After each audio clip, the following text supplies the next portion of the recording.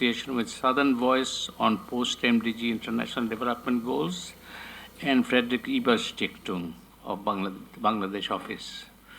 I think it's very timely to have this conference. We haven't even started implementation of the SDG, which was approved by all United Nations member governments in September. So it's the right time to start thinking about how to implement a very challenging and ambitious SDG goals that we have set for ourselves. The world community, of course, has been very ambitious in this. For the first time in history, the human society is now thinking of eradicating poverty and hunger. Never in the history of the world we have ever been ambitious enough to think about eradicating poverty and eradicating hunger. This time we have set ourselves this target. So it's not something that we should take it lightly. We should obviously need to work hard to achieve these goals. And then it will also require not just hard work, but mechanisms, institutions, involvement of governments, local government, central government,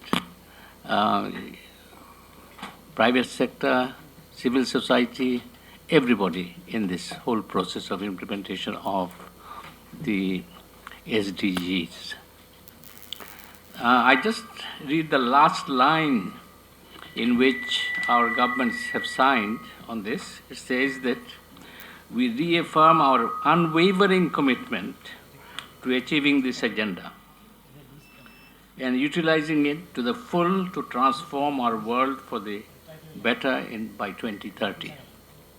Unwavering commitment of all governments who signed this document. So if that is true, then we certainly need to prepare ourselves to try and meet the goals by 2030. So I would now like to invite the Executive Director of CPD to introduce today's dialogue agenda. Thank you, sir. Good morning, dear guests. On behalf of the CPD, the Southern Voice on Post-MDG International Development Goals, and the Friedrich-Ebert-Stiftung Foundation Bangladesh office, I would like to extend a very warm welcome to all of you. Thank you for coming to this event on our invitation. We are very happy that the CPD and Southern Voice have teamed up with the Friedrich-Ebert-Stiftung Foundation. If you know, FES is a German foundation which brings the social democratic values and ethos to global discourse, and we are very happy that CPD and Southern Voice is organizing this jointly with FES. I would like to recall that the CPD is the host organization of Southern Voice, which is a global network of 50 leading think tanks of the South. And over the last 2.5 years, we have been pursuing the cause of low-income countries in the context of the discourse that is taking place in the context of the SDGs. And the chair of the Southern Voice, Dr. Debapriya Bhattacharya, has been playing an important role in terms of taking our voice to the various global fora, and also through evidence-based research, which has contributed to the global discourse. So we are very happy that this event is being organized today, and we are party to it along with Southern Voice and FES. I think it is a smart thing to do to really be prepared for the implementation challenges, to foresee them, and to take corrective actions to the necessary initiatives in order that we can implement the SDGs of the next 15 years, and we can have the same success that Bangladesh was able to demonstrate in the context of the MDGs. So thank you for contributing to that modest effort of CPD and our partners. We are very happy that this event is being chaired by Sir Fazle Hasan Abed. Sir Abed obviously is an important player in terms of implementing the SDGs in the Bangladesh context, because we know that the success that Bangladesh has achieved in MDGs, it was achieved thanks to the partnership between the government and non-government, non-state actors. And BRAC, as we know, is a very key, important and a key player in Bangladesh, not only in Bangladesh, but in many countries of the Southern Hemisphere.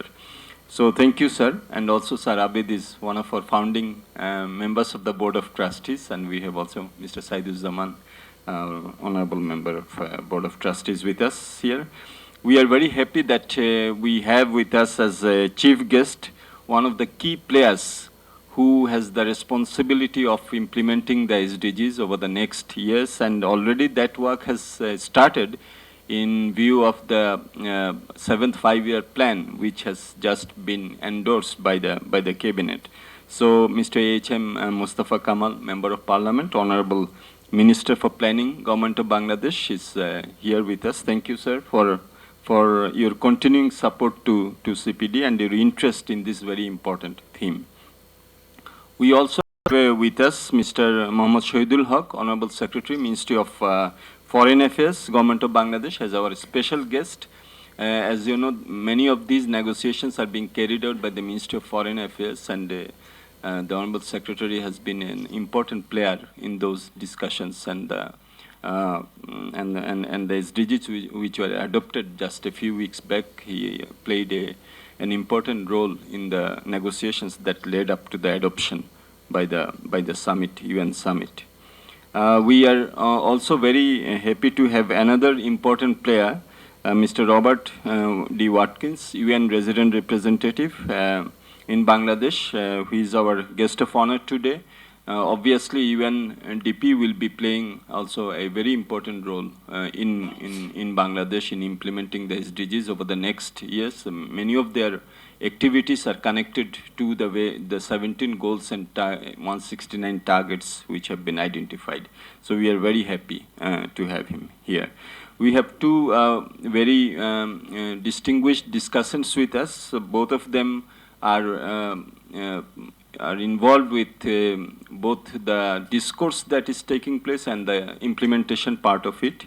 And we are very happy to extend warm welcome to Dr. Salimul Haque, Director, International Center for Climate Change and Development, who has been writing and advocating the concerns and interests of developing countries, including Bangladesh, in the context of the debate that we are having.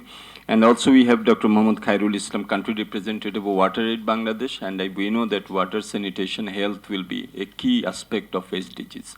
So very two important players in terms of implementing.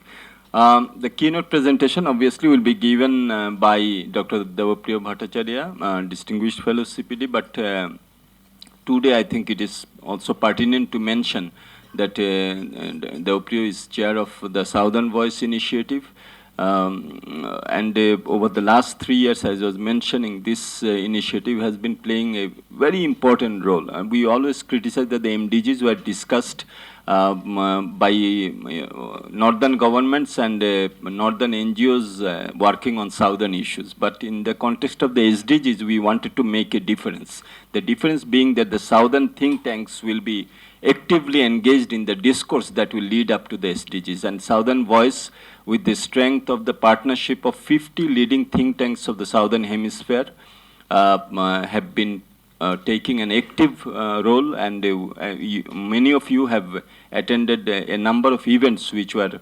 initiated and which took place under the aegis of the Southern Voice in Bangladesh, in various parts of Latin America, Asia, Africa, and also in the United States, where the negotiations are taking place. So I would like to also take this opportunity to thank Debapriya, both as a citizen of Bangladesh, but also as someone who is interested to see that the voice of the South is taken seriously this time around.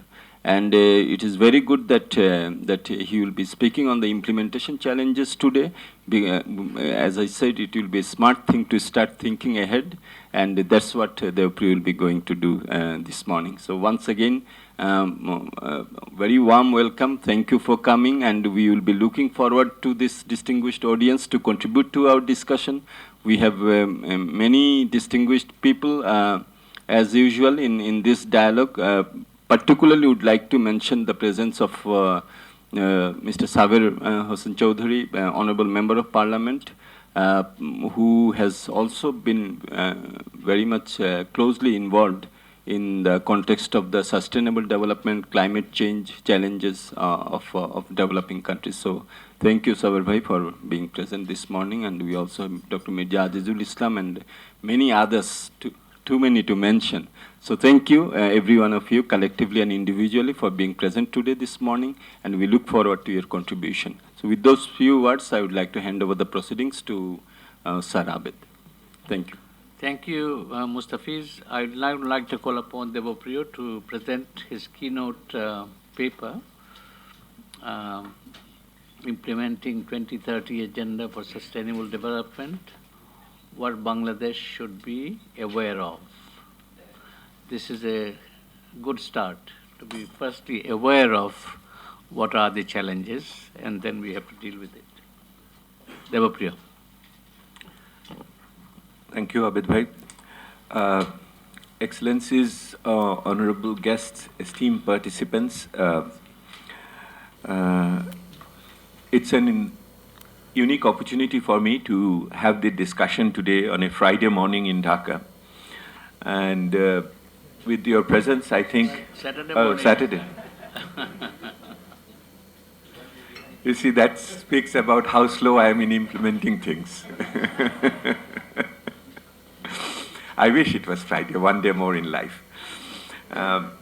So it's a unique thing what's happening today in Dhaka in many ways, because the whole world now, after adopting this SDG program, is talking about an early takeoff, an early start, and a strong takeoff. That is what is being discussed. And I'm very pleased to inform you, having gone around the world on these issues, many of the important players in this global discourse think that Bangladesh is a very potential candidate to do that early takeoff or the early start. So it will be a pity if we do not take that advantage of the goodwill we have around the world on this issue and the potential we enjoy in this case. So this is our humble contribution on the part of CPD and the Southern Voice, which is doing the similar things in Latin America, Africa, and other countries in Asia. So thank you for joining in that.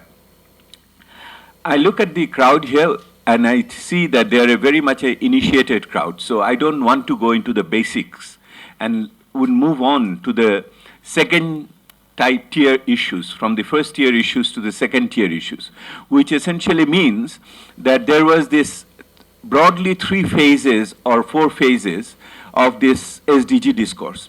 The first phase was the whole shaping of the agenda. So year and a half, if not 2, since the summit of 2010, when the governments of the world decided to have a successor to MDGs, since then, there have been a lot of discussion on how the agenda should look like. The discussion on the agenda more or less came to a close with the final draft from the Open Working Group coming out in July. And thereon, the discussion moved from the agenda to implementation, the financing, the means of implementation, and particularly the financing issue. And there came in the ADES meeting. And so the ADES meeting was in some way the crescendo of the means of implementation discussions in that. And from thereafter, the discussion moved, if you want to see that fine distinction in the global discourse, moved on to the accountability monitoring issues over there. And as you know, this is another politics in the world. We finally couldn't get the word accountability in the document and monitoring. It came as the language as follow-up and review. No, it will tell you that when we replace accountability and monitoring with follow-up and review, what it actually means. So that was the phase. And now then, after the adoption in September, the whole world is now discussing this issue of implementation. And the implementation discourse in New York, essentially, is all about the country-led approach and country-driven issues over there. So whether this is correct or not, how much it is wholesome or not, or adequate or not, we will discuss a bit later. So in that sense, we are in the right time now, at the fourth phase of the discourse on SDG, which is the beginning of the, in sense, the implementation issues. The presentation which I am giving is a cumulative and collective work. CPD had been on it for quite some time, and Southern Voice is still going on with that. We draw on other experiences, but today we will try to focus, relate those global experiences to the Bangladesh context as much as it is relevant. So, essentially, you will see, I will focus on 5 major challenges which we are trying to identify. One is the alignment issue with the ongoing policies and national programs. The second one is this whole institutional architecture which will be responsible for implementing this. The third one is the means of implementation. Will we have adequate resources to do that, financing and other non-finance issues? Data has turned out to be a major issue all over the world. There is a lot of awareness about it. This is itself is a big subject to deal with, and we have the new connotation now called data revolution. So that will be in the context of Bangladesh, we will discuss. And finally, as our Honorable Chair mentioned, also the whole issue of partnership, because MDG was more a government-to-government focus on human development and other concerns. This time we are talking about a multi-stakeholder approach and engagement in the implementation, all the stakeholders, including the parliamentarians and local governments and etc. So how do we deal with that in the Bangladesh context? These are the 5 major issues we are going to discuss. Let me take you through the introduction very briefly. You know, it has been, the document has been adopted. The name of the document is Transforming Our World, and that is the transformation we are talking about, and 2030 Agenda for Sustainable Development. So SDG per se, the Sustainable Development Goals, does not figure in the title. 169 targets, 117 under 17 goals. The indicators are not yet been finalized. It will come through in the March or April next year. Everybody is trying to reduce the number of indicators so that it remains manageable. But it is done through a technical process. It will not be negotiated. It is under the UN Commission of Statistics is in the leadership. In fact, next month, there is the third or second group of the advisory committee of the statistics is taking place. As the new architecture is yet to be fully fleshed out, the new monitoring architecture, the new platform which is being created is called the High-Level Political Forum, which will be at the center of that. The relationship between ECOSOC and the HLPF is not very sure. I have had the chance to address the High-Level Political Forum twice. It will meet once a year, and how it will do, it is within the UN bureaucracy which is being sorted out. Robert may have more insights about it. But this is a critical issue. There are tensions over there. How do you really keep the balance between the political representatives and the UN bureaucracy, and also the participation of other stakeholders? So the debate on implementation. As you know, the agenda, everybody has, you know, it's like an elephant, and everybody has its approach of describing an elephant. My approach to it is that it is an universal agenda. As you know, it is not about only the poor countries. It is about all the countries in the world, and that is a matter of interpretation. This is a new thing we are dealing with. Some of the developed countries have already set up commissions and committees to look into what it means for their own countries in the Europe and elsewhere. It is a transformative agenda because we are thinking of various substantial changes, both within the economy, society, and environment relationship. It is an integrated agenda because first time we have brought in social, economic, and environmental dimensions together. Which one will get the upper hand in which goal is another case of challenge. And then it is an inclusive agenda. The inclusive agenda is best expressed through that very powerful slogan, "No one to be left behind." And no one to be left behind it is a slogan which applies both to the global level, regional level, and also in the country level. So in the country, this is also another matter of interpretation, whether if somebody is left behind, even one person is left behind, will we consider the program has not been implemented successfully? This is one of the major debate which we are having at this moment. I mentioned data revolution. One of the new thing which we have is goal number 17, which is about means of implementation, which was not there in case of MDG, and there are also means of implementation under each of the 16 goals. So that itself, dealing with them and finding its relevance in our context is a big interesting point. You know the key elements of SDG. I will just brush it through. It is about people, it is about planet, it is about partnership, it is about dignity, it is about prosperity. I think you see 4 P's, then they ran out of P's, then they have to go to D and J, and justice. I will come to that. The whole inclusion of justice was one of the major political economic breakthrough in this whole discourse on development, how we perceive development for the future. And as I mentioned, the 3 pillars on economic, social, and others. And very interestingly, this time around, at least there are half a dozen new areas which have been brought in this holistic framework. The affordable and clean energy got highlighted, as you know. Industry, innovation, infrastructure, because we complained, we lamented that the MDG did not have adequate support for productive capacity building. This time it is there. More importantly, number 10. I think, please keep in mind number 10, because number 10 is not only about reducing inequalities within country, but it is about also inequality among countries. So first time in a global agenda we could put endorsed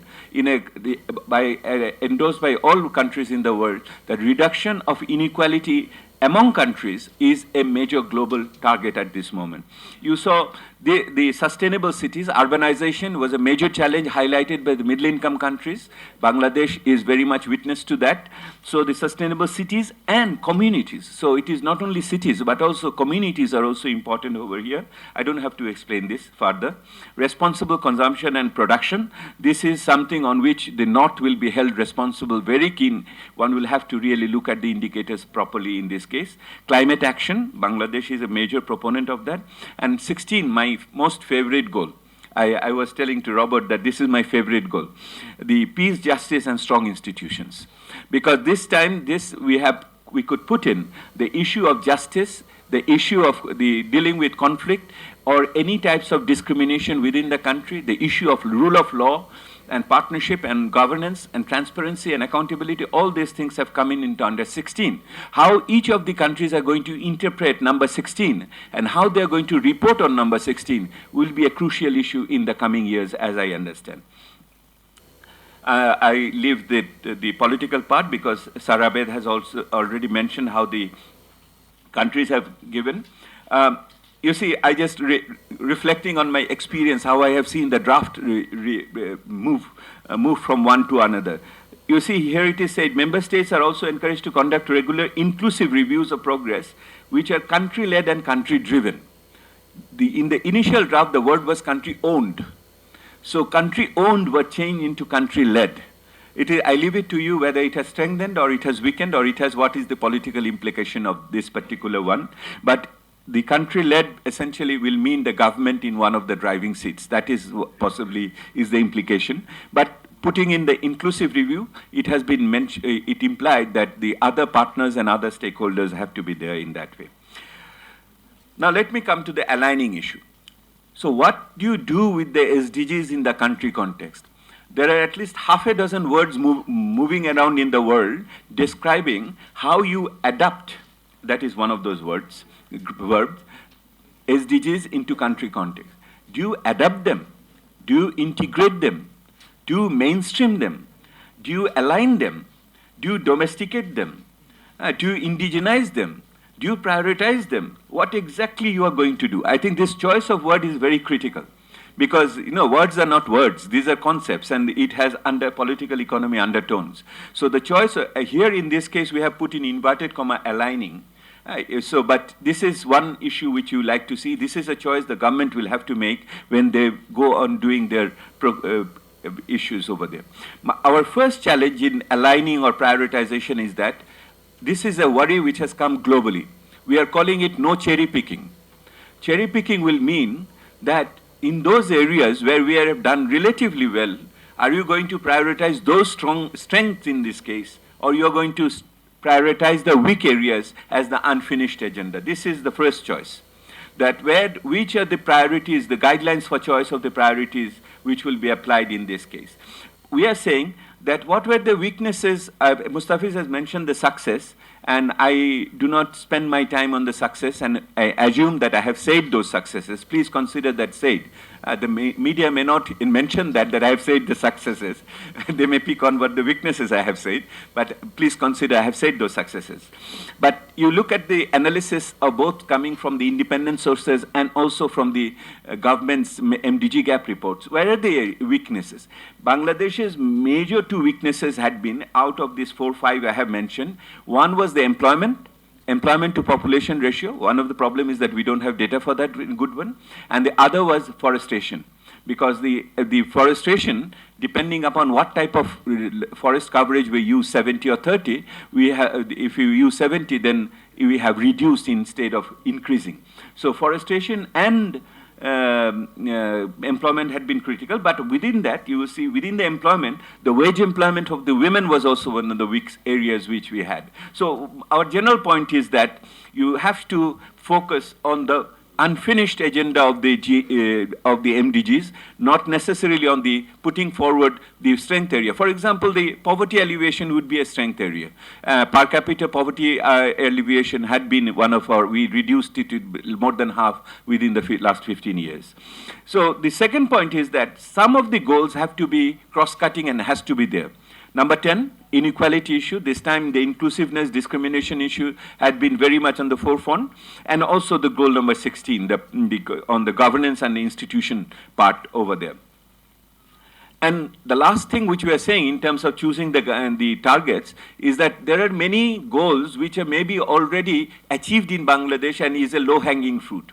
And so we should not be contained by the global aspiration. We should be ambitious enough, given our certain conditions within the country, to aspire for higher goals going beyond SDGs. So it doesn't have to be always within the SDGs. It can go beyond SDGs.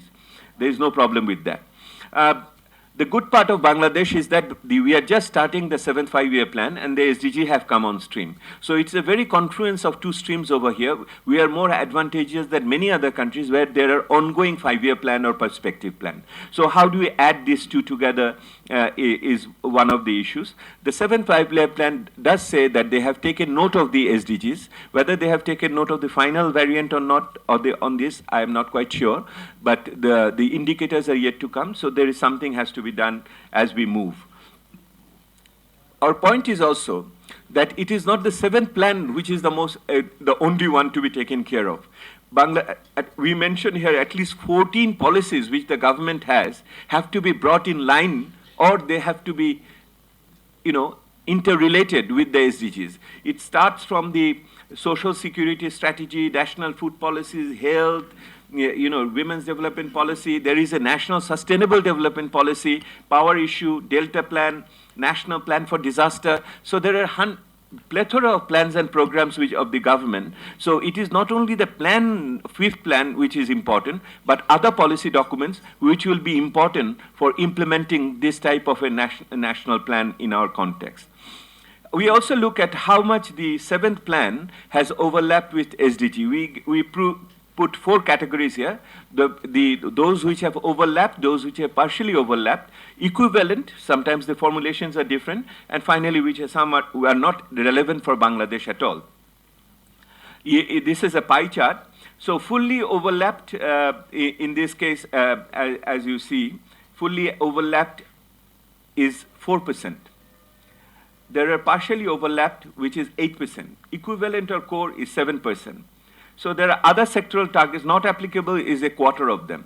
So there are other sectoral targets which are difficult to define, has to be now brought in line, or others have to be redefined in certain way or clarified how they relate to the rest of the targets over there. So a review of the targets along with the line now has to be done, as we can see, because there is 1/3 of it is still to be clarified in many ways. As we said, no cherry picking, which essentially also mean that we'll have to look at the targets which are better aligned and which are less aligned. We are saying that at least 20% of the current targets are not necessarily properly reflected in the national plans, priorities. Which are the better integrated one? Goal 1, poverty, hunger and nutrition, education, gender equality, water, sanitation, energy, climate change, global partnership. These are better aligned.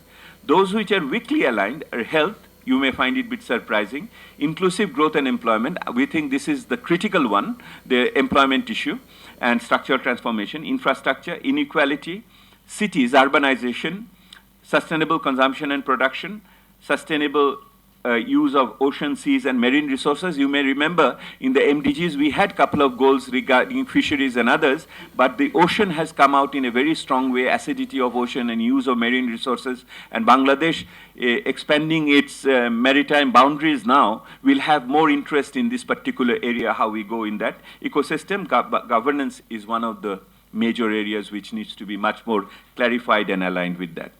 So, what are the lessons we have learned from the earlier thing? Low alignment had been one.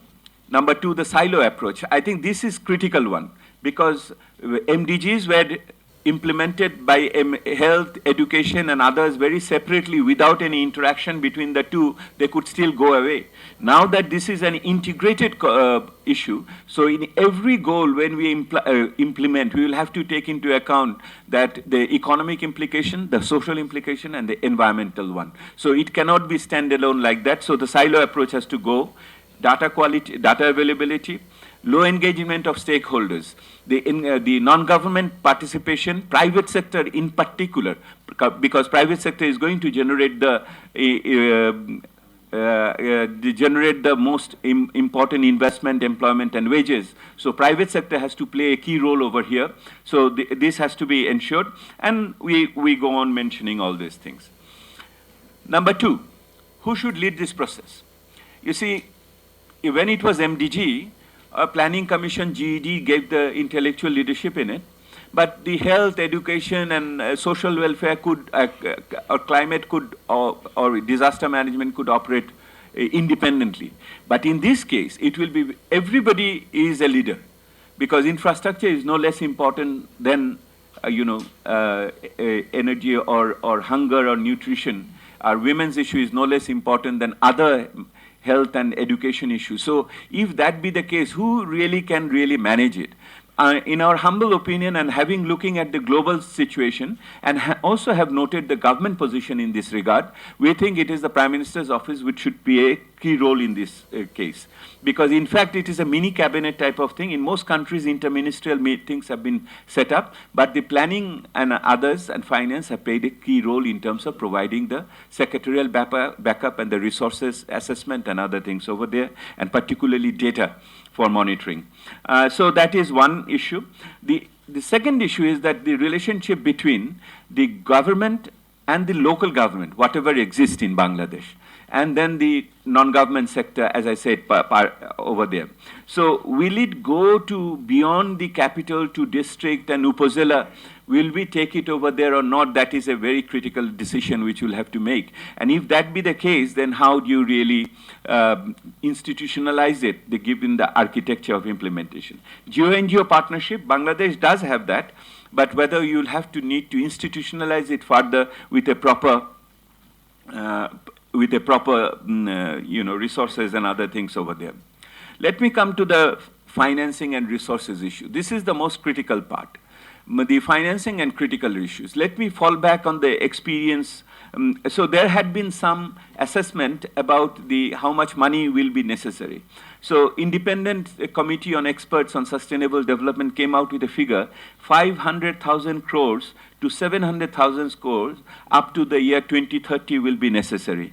And we have around 330,000 crores, which will leave us with a gap of 250,000 crores, which is about 3.2% of the GDP. So there is a serious financial deficit. And this financial deficit is coming at a time when the world economy is in a slow recession or in a structural atrophy at this moment. So this is a critical issue. And the Addis meeting really did not come up with any concrete promises on new money, not only on the additionality or predictability of foreign aid, but even the 0.7% is also not very much in the horizon for most of the countries, other than few honorable exceptions over there. So how do you really finance it? World Bank has done also an assessment. It says 13.5 thousand crores in ODA will be necessary. We are nowhere near that. And IMF, World Bank and others has said what we will need is 3 times more than what we have needed for MDGs. So you will need 3 times more resources than MDGs. So what it will essentially mean, we need to double the public expenditure. We need to double the public expenditure as it stands today. And there are also which will mean that it will have to get more resources from the domestic sources. All the analysis of the implementation of MDG tells us that the overwhelming part of the MDGs were financed not by foreign money. It was financed by domestic resources. 80% of the financing of the MDGs were done by domestic resources. In fact, the second highest source of financing had been domestic private investment. And it is on the third when the FDI came in and the ODA came in at the last. So if that be the structure, what changes in the composition of financing we can anticipate in the future? So we have other discussions on how do you really strategically use that very precious ODA, which is free money.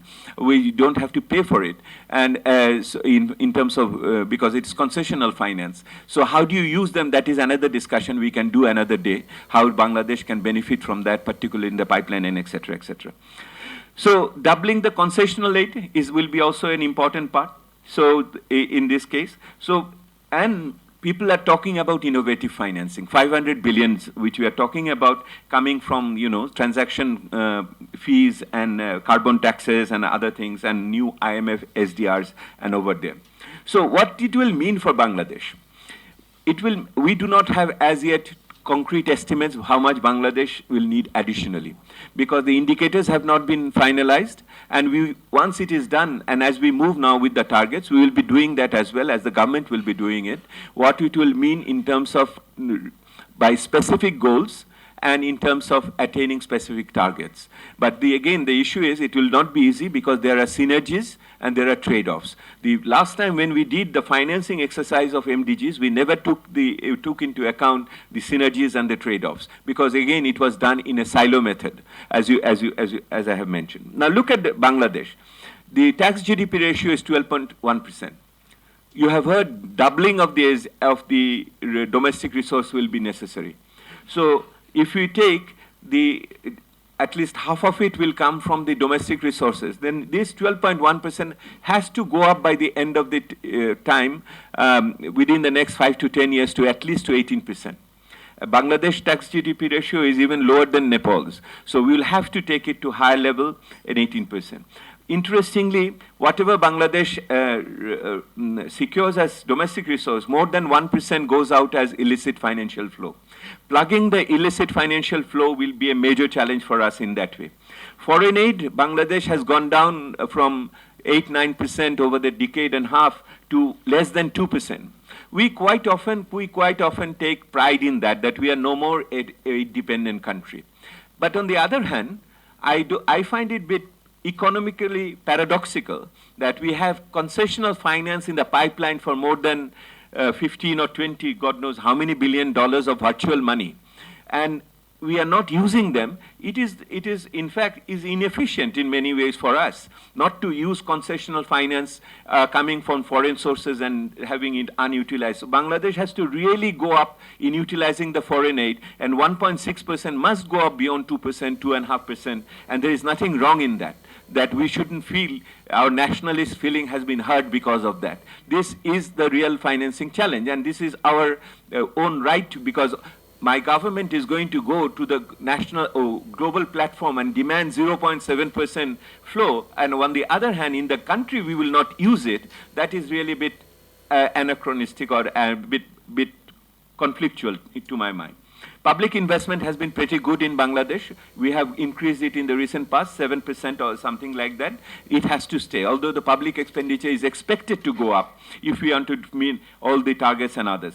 Private investment is one of the soft areas, as you know, to 22%. It must go up to as close as possible to 28 or 29. And foreign direct investment is 1%. It is nothing to mention in comparison to many of the countries in the areas. So it is, projection is something like that 3%, 4% of the GDP should be minimum on FDI, and the remittance has to be secured. It is 8% of the GDP. The issue is volatility, so the consolidation is a major point. So if you look at the budgetary issues over here, you will see that Bangladesh is really not spending enough in some of the major key areas. 2% of the GDP on social security. It is lowered, and it is 6 plans said about 3%. We couldn't go beyond 2%. So the social security part has to be strengthened, as we see, for an inclusive agenda. In the health, as you know, it is less than 1%, 0.7%. So 6-7% is the global norm which we are talking about. Education is 2%, 6% is the global UNESCO recommended norm. So we are much, much lower than the global standards in terms of spending in health and education and social security. We are just taking this part, not only the productive capacity part. So you see how much financing gap we are left with at this very moment over there, and how much money will be required. On the gender issue, look at Bangladesh allocation, 2.6% in 2007, 4.4% it has gone up to in 2015, which is a good part. On the food security also, we have done a relatively better, but it is still 1.3% of the GDP. Agriculture got diminished allocation recently, partly because the subsidies have decreased because of the fuel prices and others. So there is a lot to be done over there in that way. So target-based estimate has to be done. Planning Commission hopefully will do it. Finance Ministry possibly should chip in, and we should find that synergies of smart targeting where we can do all this thing in the right way. One particular issue which is not really considered when it comes to the financing part is the other means of implementation. Unfortunately, in my view, in the global discourse, the missed discussion was the systemic issues, the global governance issue. And whatever discussion we had marginally is on some climate issues. We did not have any substantive discussion on financial architecture. The one agenda which improved a bit was international tax agenda, but it got shut down in Addis Ababa meeting. So international tax agenda is another one. We couldn't discuss intellectual property right, how to access technologies for the low-income countries as public goods. We could not really talk about market access for goods and services. Duty-free, quota-free issue has really gone under the table in many ways, and I don't see much enthusiasm in this case. So for Bangladesh, and now being the leader of the least developed countries, the newly acquired mantle, and will definitely need to focus on the systemic issues. I call it in my writings that this is the efficiency gain. If we cannot get new money from the global system, then we should at least improve the efficiency of the global system to make some new resources available. This is, I call, the global efficiency gain.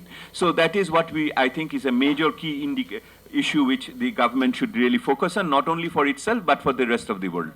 Data availability is a critical issue. As you see, we have done studies on mapping of data on specific indicators, and you will see in this pie chart, readily available is 36%, not readily available is 16%. You can process them. There are administrative data and other things. Not available at all is another 36%. So the data is a critical point. Data is not about only monitoring. Data is about transparency. Data is about accountability. Data is about efficiency, because you can do midstream correction on policies when you have information about something. So this is a challenge, directly goes to the minister sitting with us, and I'm sure he is fully aware of that. We are using survey-based data, administrative data, technical data, perception-based data, and how do you really systematize them is an important issue. Recruitment and retention of skilled people in the planning, in our statistics division, overall adequacy of human resource will be very important.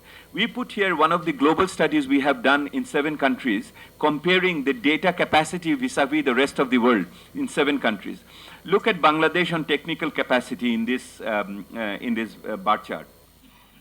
Bangladesh is around 4, much less than Canada, which is a developed country, and even less than Turkey, a middle-income country. It is less than a middle-income country like Peru, but it is a marginally better one than other low-income countries or LDCs. Then you see it is how it is showing. It is better than Tanzania and Sierra Leone, 2 other least developed countries as we see. If this we didn't put in more tables. The other tables also shows Bangladesh somehow is much lower than the middle-income countries in terms of technical capacity, but it is much better than the average least developed countries. That is where we are positioned at this moment over here.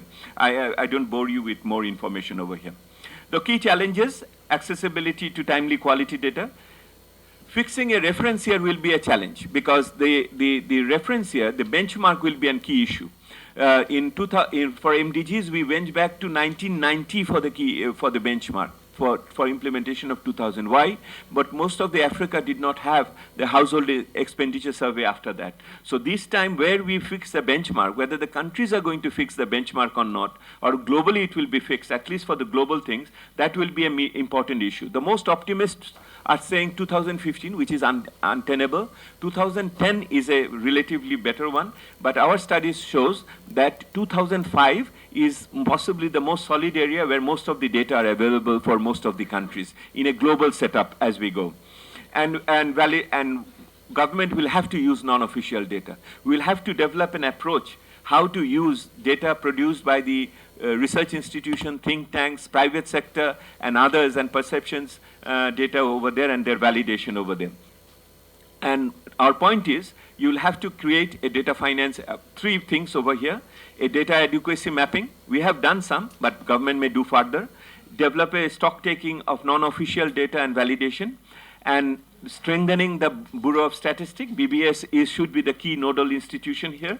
And we will have to find out how much money it will be required to generate the necessary data and create a trust fund. The government will be well advised to create a trust fund for financing new data, additional data, and then use both government resources as a lever to generate foreign money. And there is globally lot of money now floating around, may not be for research or other things, but for data generation. I tell you from personal knowledge. There are new trust funds being set up in the World Bank. There are being new trust funds being set up with global partnership for data partnership. And Bangladesh should access those new opportunities in the future, and particularly the government should take the lead, putting in some down payment in this case. And on the partnership and the stakeholder, my last point, you see the agenda setting, implementation, monitoring, and accountability. We put here, we need a new accountability mechanism which will include all these major stakeholders. Of course, the government, executive, and bureaucracy on the top, but you see the private sector, the civil society, the public representatives. We have the president of the IPU, but beyond the parliament, also the local institution, local public representations, the local government, the knowledge community, possibly we will fall here, and the development partners. So this is the new partnership which we will have to devise. How to put them together in a mechanism where each of them have a say, not only in the implementation, but also giving feedback to how to improve further the processes as we move for the next 15 years. So involvement of the NGO, CSOs, think tanks will be very critical. They had been a trusted partner, a very credible delivery agents in many cases throughout the MDGs, but they will be there. But the issue is the participation of the NGOs is not limited, or CSOs, to only to implementation. It has to be linked to monitoring, and more importantly, in the accountability process. This accountability process, of course, will be embedded in the overall democratic atmosphere of the country. So we cannot have a system where the general space is not there, but we can deliberate on SDG. So it has a broader implication on the democratic space which we will enjoy in this country. The follow-up and review mechanism, how it will go. As you know, in the last draft, there was a 4 years frequency which was mentioned, which has been taken away. Now it says regular. And countries are not mandatory. It is not mandatory for the countries to go and report it into the global report. It's encouraged to do so. So whether Bangladesh will take the challenge and opportunity to be one of the front runners in going back to the global community and regularly reporting, which will essentially have concomitant implications in the country over there. Let me conclude by saying, the world, as as Sir Abed has mentioned, has come to an unique, unthinkable conclusion of putting together a development partnership compact. 5 to 10 years back, I think many of the issues which we have agreed in New York was unthinkable to really agree upon. Whether it is climate, whether it's inequality issue, even sustainable consumption issue, but we have done that. I think it is a great achievement which has to be celebrated. And it is a collective success of all the stakeholders in this country. The government has played its role, and the others have played their role too. So it is which we have. But the paradox of it is that when the world has come to such a big, global, ambitious partnership, universal program, the world is possibly least prepared to implement it. The world is currently least prepared to implement it in that sense, relative sense, because the economy is slowing down, the economy is not picking up as the way, you remember MDG was in the time of the economic boom till the crisis came in 2008. So the economy, big economies are in recession at this moment, faltering recovery.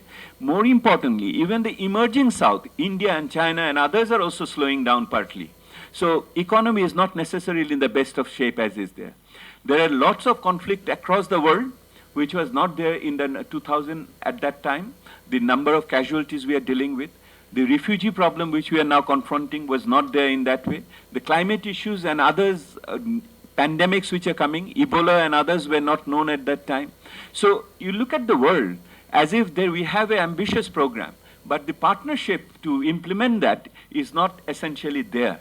So how do you really bridge these two? It is the one, to my mind, the biggest global challenge at this moment, to how to relate the implementation partnership with an ambitious program which you have agreed upon. So for that, obviously, the political will and political leadership will be very critical.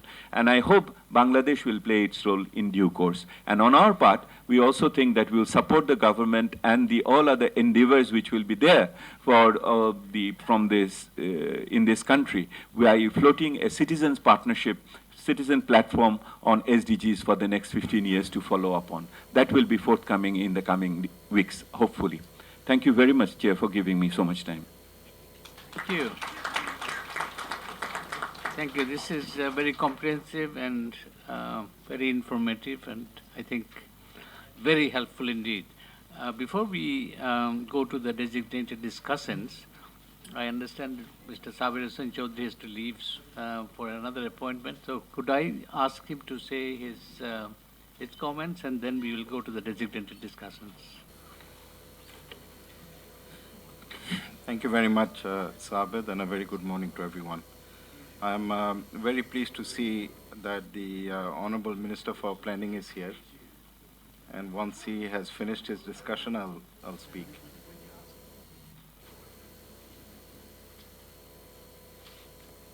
Thank you. I think it's been very insightful. It's very timely that we have had this perspective that has been shared by CPD. May I also say that I think it would be good if we have similar outreach programs on behalf of the government. I think that is equally important, because that is really where ownership starts. We would like to see the government driving this agenda. And as we have said, there are so many successes on the MDGs. Let me try to go one better, because it's not easy when Debapriya has spoken and you're trying to go one better compared to what he has done. And he talked about the 4 Ps when it comes to the SDGs. Of course, the centrality of people, because people are in the center of everything that we do. He mentioned peace, he mentioned prosperity, and he mentioned partnerships. There is another P which I would like to add, and that is trying to conduct our affairs within planetary boundaries. So that is the 5th P.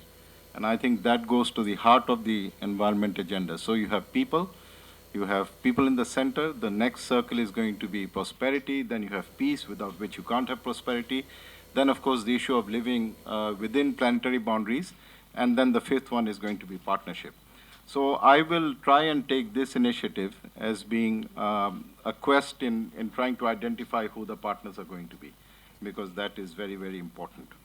Let me also flag the very important issue that let us not get carried away with the success we have had on the MDGs.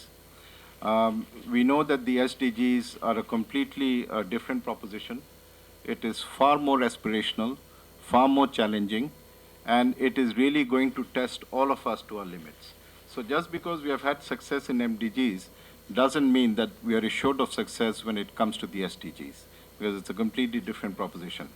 In the keynote, we have heard that it's going to require 3 times more resources as a minimum. But what about the issue of institutions being fit for purpose? I think that is absolutely central and vital, whether it is the government, whether it is parliaments, or any other institution. So I think for us, when we are talking about awareness, having institutions that are fit and able to deliver is going to be absolutely critical. If I can take that analogy that he used of an early takeoff, takeoffs are good, but we have to make sure that the aircraft that is taking off has the technical capacity and the range to go the distances that we are talking about. And land safely.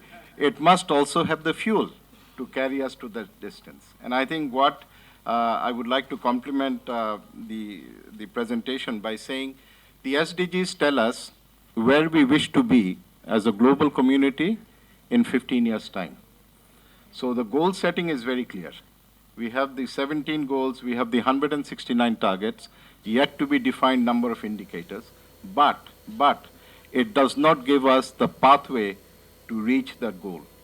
So defining that pathway is going to be absolutely critical. And this is where the national development plans come in.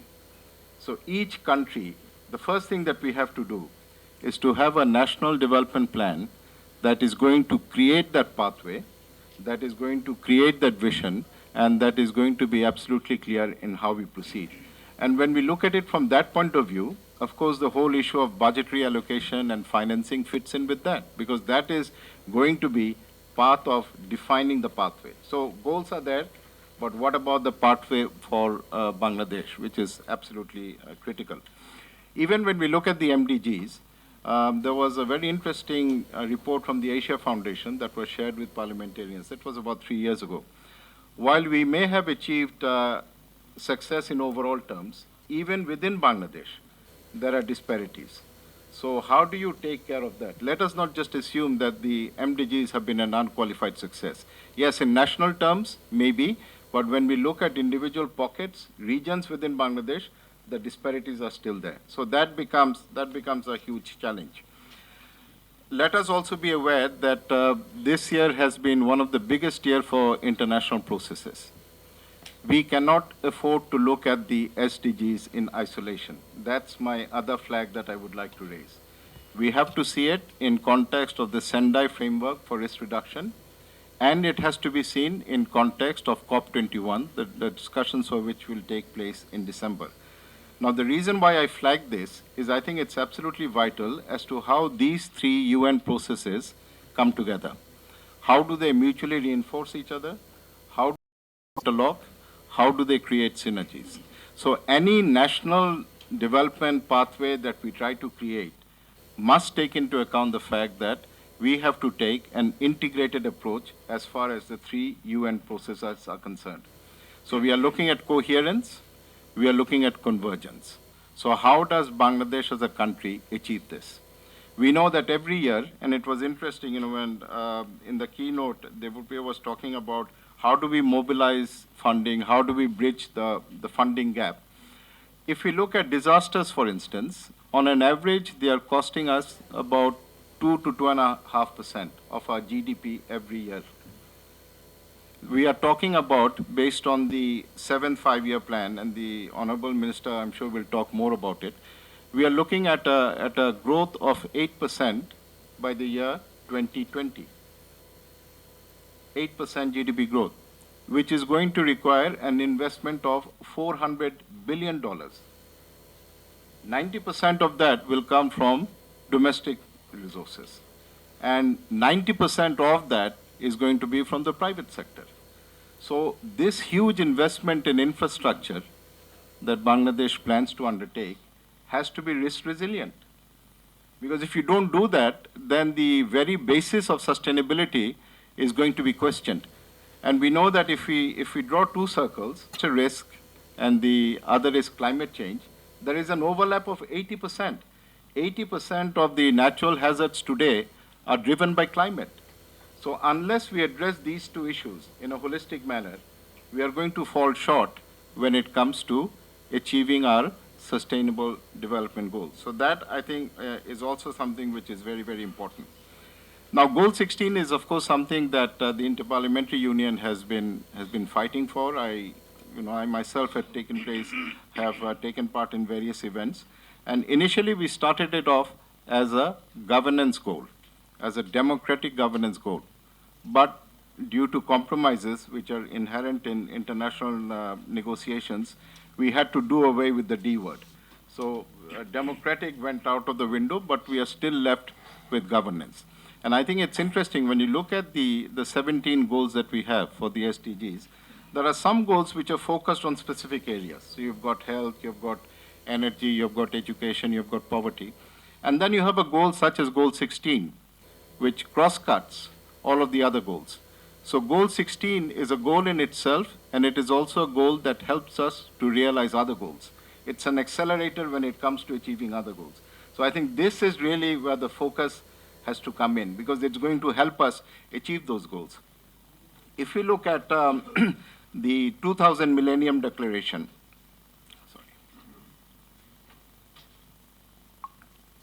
governance was also acknowledged as being an important tool, but it was more as an aspiration. Governance featured in the political declaration of the in 2000. It was not there as a goal that we have now. And I must thank the government of Bangladesh. I see that a number of individuals are here, because when we were trying to push this agenda at the IPU, we needed countries to support this goal and also recognize the role of parliaments. And I think Bangladesh was one of the countries that did that very well. So having got this goal, what do we do with it? So this becomes a very major issue. So I think capacity buildings, making institutions fit for purpose, and of course there are many partners in this quest, and the partnership refers to that very broad spectrum. But we must also keep in mind that parliaments are different from other stakeholders. We must make this differentiation. Yes, civil society is important. Yes, non-government organizations are very important. Yes, knowledge community is very important. But parliaments are differentiated by the fact that they are mandated by the Constitution to carry out this role. And if you talk about how much the SDGs are going to cost, probably $1.5, maybe even $2 trillion a year. So who is going to perform that oversight? So when we look at the role of MPs and parliaments, number one, of course, is ownership. I think that's absolutely fundamental. Then the point you raise is very important, whether we are aligning it, whether we are owning it. So in terms of national ownership, parliaments have a huge role. In terms of communicating the goals to the citizens of the country, it is absolutely vital, because that's where national ownership comes. And this is not a process that was agreed far away in New York. This is something which is important for our future. And it's aspirational for us as a country and for the global community as a whole. The second point is appropriation of resources. Who is going to do that appropriation? It's going to be the parliament. The third point is policy coherence. What we are agreeing to internationally, to what extent does that sync with our local aspirations as we have identified them? And of course, trying to hold governments to account nationally on what they have agreed to internationally. So I think when we look at this whole partnership, the role of parliaments is going to be absolutely critical. And that's where the whole issue of Goal 16, I think, comes in. If you also look at how we can finance it, we have talked about disasters and whether we can reduce the losses on account of disasters. If you're looking at 8% GDP growth by 2020, it's only a shortfall of 2%, as far as double-digit growth is concerned. So from 8 to 10, if we can save 1% on disaster losses, that pushes it up to 9%. If we can save 1% on corruption, that takes us on to 10%. So I think this 10% goal is not an impossibility, even by trying to manage better, even through improved governance. So this is something that, surely we will have to take into account. And of course, the big unknown becomes climate, how we are going to reach understanding. I think what you have mentioned is very true, that the world is coming together. We see it not just in this agreement for the SDGs, but we also see it when it comes to the voluntary reductions in emissions that the countries are putting forward. There are already 146 countries who have done that. Now, whether or not they actually achieve that is something else, but the very fact that they are willing to do. So there is this growing understanding and this growing realization that the global community has to come together and they need to work together as well. So I think the main challenge for us is going to be making sure our government, our institutions, our parliaments, I know Robert is here, and as the UN celebrates its 70 years, there's a lot of discussion about whether the UN is fit for purpose. But I think we have to look at it inwards. To what extent are we fit for purpose? To what extent is the bureaucracy going to be in line with what the political aspirations of the government are? I think these are going to be very, very fundamental challenges. And in terms of sequence, the first thing to do is to identify, is to articulate and clarify the pathway. The goals are fine, but how do we actually achieve that pathway? And I think the initiative that CPD and FES, along with Southern Voice, has taken is very important. We would like to see an equal outreach from the government, because ultimately it is the government that has to deliver on these. So unless we can engage with the government and find out how we as partners from the periphery can come in and assist, this is always going to be just a vision and not a reality. Thank you very much. Thank you, Sabir Hussain Chaudhary.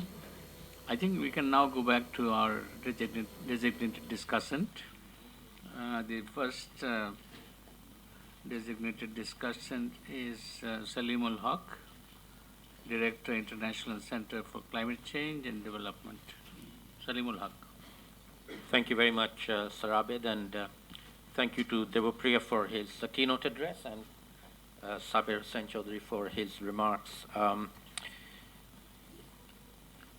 I am Salimul Haque, the Director of the International Center for Climate Change and Development at the Independent University of Bangladesh here in Dhaka, but I'm also a Senior Fellow at the International Institute for Environment and Development in London, where I was based for the last 15 years. I developed the climate change program there.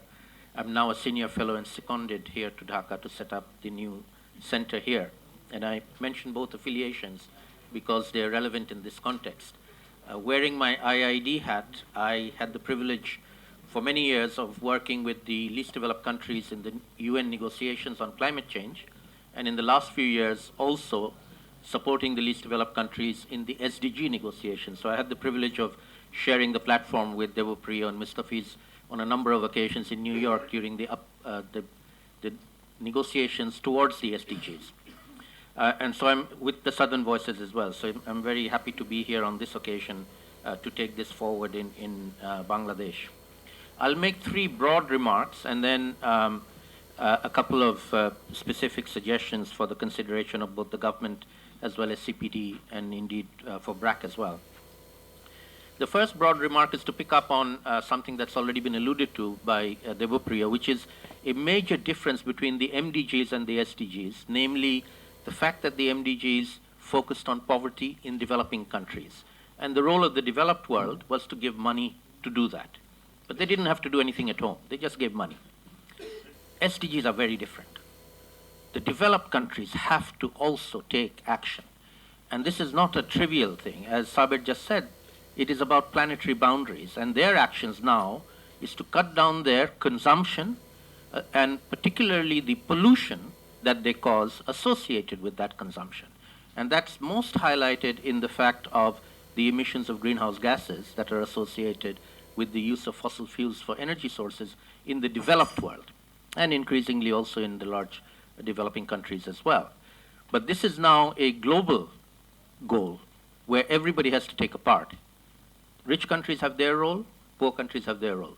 And we need to keep that in mind. And there's a mutual accountability built into this that we need to also think about. And I think the role of Southern Voices, which is a Southern perspective of a number of think tanks from around the world, is a very important institution, if you like, at the global level to hold this mutual accountability to happen. Otherwise, most of the think tanks are northern think tanks. They're the ones who produce the intellectual material that goes into the global discussion, and there's spotty inputs from the southern institutions. I think Southern Voices can play a big role in making sure that the Southern Voices are equally strong with the northern ones.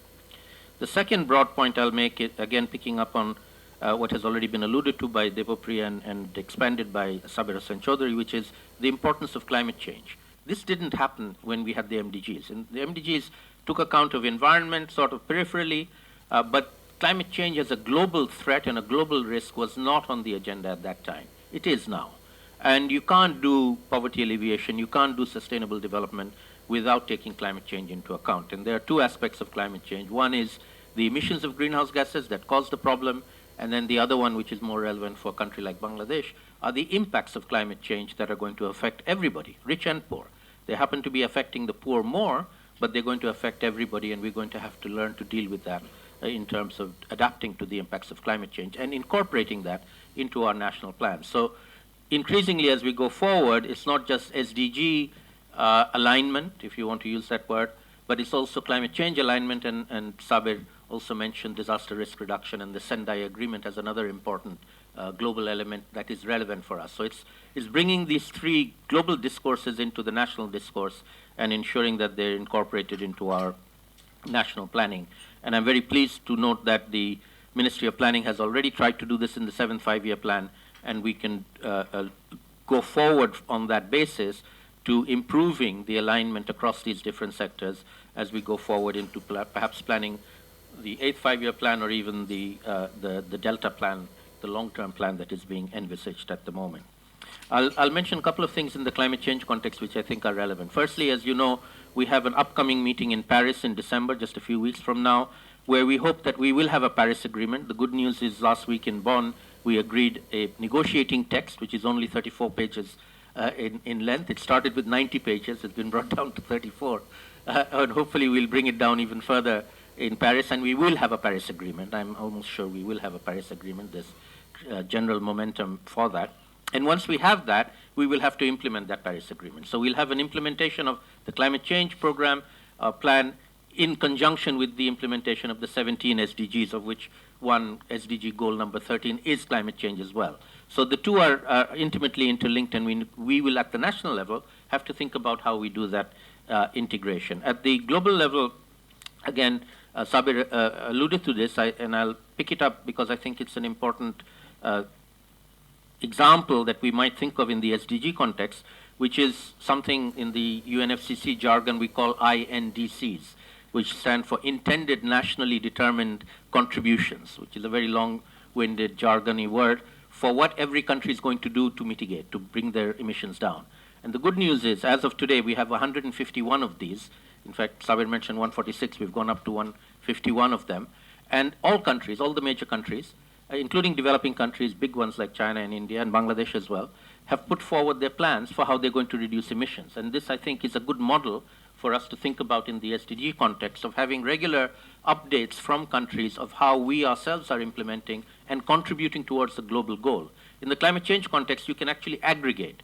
You can see what it all adds up to, and actually it doesn't add up to enough. It adds up to bringing us down just below 3 degrees temperature. And we want to go to not just 2 degrees, but in our case, we are advocating 1.5 degrees as a long-term goal. But it allows us to benchmark a goal and then move towards that goal in increments. Every few years, we can assess where we are going. And I would suggest that one of the things that we think about in this proposed think tank of monitoring is how we set a goal and then move towards matching that goal in increments that we can measure and take account of. So there are some things that I think there are very close synergies between the climate change problem and the SDG issue, and we can think in Bangladesh in terms of finding good ways of bringing them together at the national level. I think we're well placed to do that.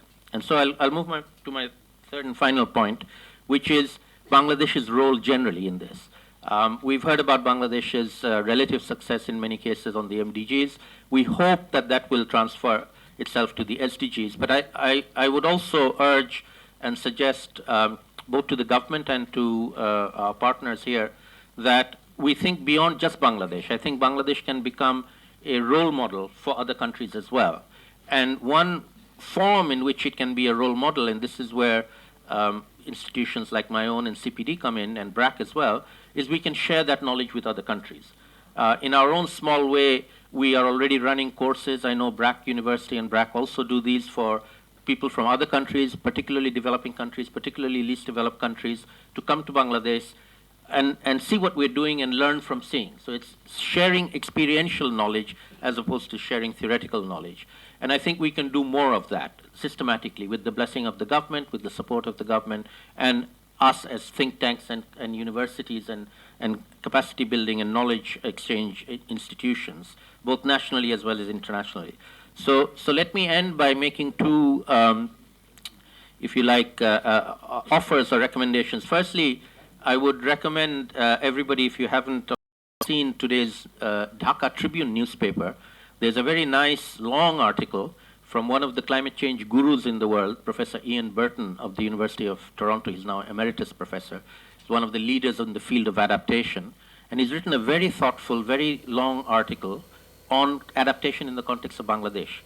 And arguing that whereas we need to be thinking, we are already thinking of adapting in the near term, we need to be thinking about the long term. And in the long term context, he talks about the inevitable issue of people having to migrate from the coast, and we're going to have to deal with that. So migration and handling migration is a long-term climate change adaptation that Bangladesh will have to do and is well placed to do if we start thinking about it now. So I would recommend to everybody that you get hold of a copy of the Dhaka Tribune or go online and read his article. It's very thought-provoking. The second offer or suggestion I will make is to particularly the Minister for Planning and also the Secretary of Foreign Affairs, is to highlight one of the things that we as IID, we have been doing for a number of years, which is holding an international conference every year on community-based adaptation to climate change, where we get several hundred people from all over the world. The last one was held in April this year in Kenya. We had 400 people from 90 countries, and they come for 7 days. And the first 3 days, we take them out, the international participants, out in groups of about 20 to spend 2 nights and 3 days living with a vulnerable community, seeing how they're coping and managing, and then they come back to the capital and we have a more traditional conference-type sharing of information. The next one, which is the 10th International Conference on Community-Based Adaptation, will be held in Bangladesh from the 21st to the 28th of April next year. I'd like to hereby invite the Hon'ble Minister to come and open it and grace us with his presence.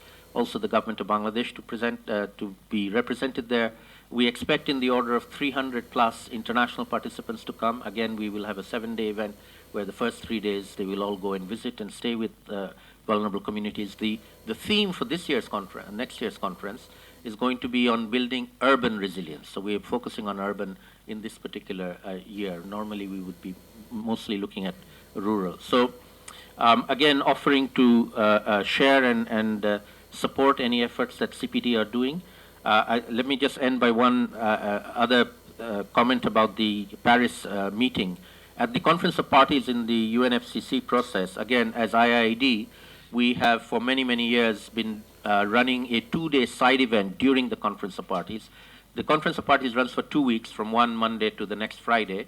In between, there's a weekend, a Saturday, Sunday. So on that weekend, the Saturday, Sunday, we run a 2-day side event called Development and Climate Days at the Conference of Parties or at the COP. And we've done this every year for the last 10 years. This year, it'll be on the 5th and 6th of December. So if any of you are in Paris in December, please do come. You can register online at the IID website. But I'm very pleased to say that this year, we will have a representation from BRAC as well, coming and presenting the work. Mustafa will be there, I'm hoping, and present the work that BRAC has been doing there as well. So I'm very pleased to be able to share that with everybody. So with that, I'll stop here. Thank you very much. Thank you, Salimul Haque. Now we go to the next discussant, Dr. Khairul Alam, Country Representative, Water Aid, Bangladesh. Thank you, sir. Honorable Chairperson, Sir Abed, respected Chief Guest, special guest, and distinguished audience. I would like to start with reiterating 2 points, one made by Honorable Parliament Member Mr. Fazle Hasan Abed about carrying away on the successes of MDG. I think, it is very critical that the genesis of MDG and genesis of SDG are quite different. I think Mustafa in his opening statement made it very clear how those were actually came into being. And as a result of that, whatever we achieved in MDG, we should celebrate, we should be hopeful, but we should not remain complacent. It should give us the confidence that yes, we can take up the challenges, but we also need to keep in mind that success in development brings new set of development challenge. And we have number of examples in this country how we have resolved the issue of safe potable water and bring out another development challenge of arsenic contamination, or because of climate change, how we are facing the challenges of salinity intrusion and those kind of things. So let's not be complacent and carried away with those successes, rather be hopeful and take up the challenge. The second thing, we need to bear in mind that MDG and SDG are quite different in many, many aspects. So oversimplification of some of those MDG goals could be a bit difficult, and especially for the mindset of the implementing agencies. So in slide 14 of Debapriya's presentation, where actually some categorization like better integrated or less integrated, let's take the view that even the old ones, which we would like to say better integrated, actually they are not really better integrated, in a sense that underneath of each, there are so many new targets that none of these are actually MDGs per se. They are all new things. Just take the example of SDG 6. There are no more water and sanitation. There are issues of integrated water resource management, transboundary water, water quality, water safety, and so to say, how is the water sanitation situation in schools, menstrual hygiene management situation in schools, what is the water sanitation situation in the health center, and hygiene practices of the healthcare providers. So this is not the remit of local government division or one particular directorate of DPHE. There will be number of institutions involved. So let's come out of that oversimplifying things that these are the goals related to this ministry and these are the goals related to that ministry. We need to bear it in mind that SDG will require a new ways of working where different line ministries, different departments, different directorates will have to work together. No more silo ways of working. The mindset will have to be changed. That would be one of the very first lessons that we need to keep in mind. On the issue of alignment, I think the 7th five-year plan tried its best to capture the essence of SDG and preparedness, because the two processes, as Sabar said, that in 2015, number of international processes were happening. So the Planning Commission, especially GED, was trying to capture as much as possible. But then if we look into the result framework of the 7th five-year plan, we will very soon understand that probably not all the targets and the indicators which will be coming in March might not have been captured. And I can say with confidence, actually, last night when I was going through, I found number of them were not really captured. And the baseline and other things which have been used, one may question. Here comes the issue that there is a notion in 7th five-year plan that not only the result framework will be revisited once post-2015 agenda will be finalized, but there is a commitment that the Statistical Bureau and some of the national agencies will have to be empowered and their capacity has to be enhanced so that they can really measure the progresses of this. Now, financing is important, but more important is result framework in a sense. If we measure, we understand where we are lagging behind. If we measure, we understand where our resources will have to be put in with much more rigor and importance. And in Bangladesh, we can cite a few examples where probably we have cited new examples of measurement. Like, I give you one example. The National Hygiene Baseline Survey, which was conducted in Bangladesh, was first of its kind in the whole world. And in the 7th five-year plan, it has been mentioned that during the 7th five-year plan period, it did. Why? Because the simple measure of water and sanitation coverage will never measure the wash facilities in schools, wash facilities in health centers, and how diseases get spreaded through the healthcare providers. It will not give any measure of menstrual hygiene management situation of the country. But the national baseline on health, which has been done by the local government division, one of the government agency, has shown the path to the rest of the world the way actually it has demonstrated in many development issues. So some of those measurement indicators and baselines and measurement tools will have to be revisited, and definitely the capacity of the institution will have to be done. Now on the resources, I mean, on an average, Sabarbai simplified and said 3 times more, and Debapriya also in his slides mentioned about, I mean, what will be the requirement. Now the question is, who will prioritize? Debapriya also mentioned prioritize, indigenize, domestication, which term we'll be using.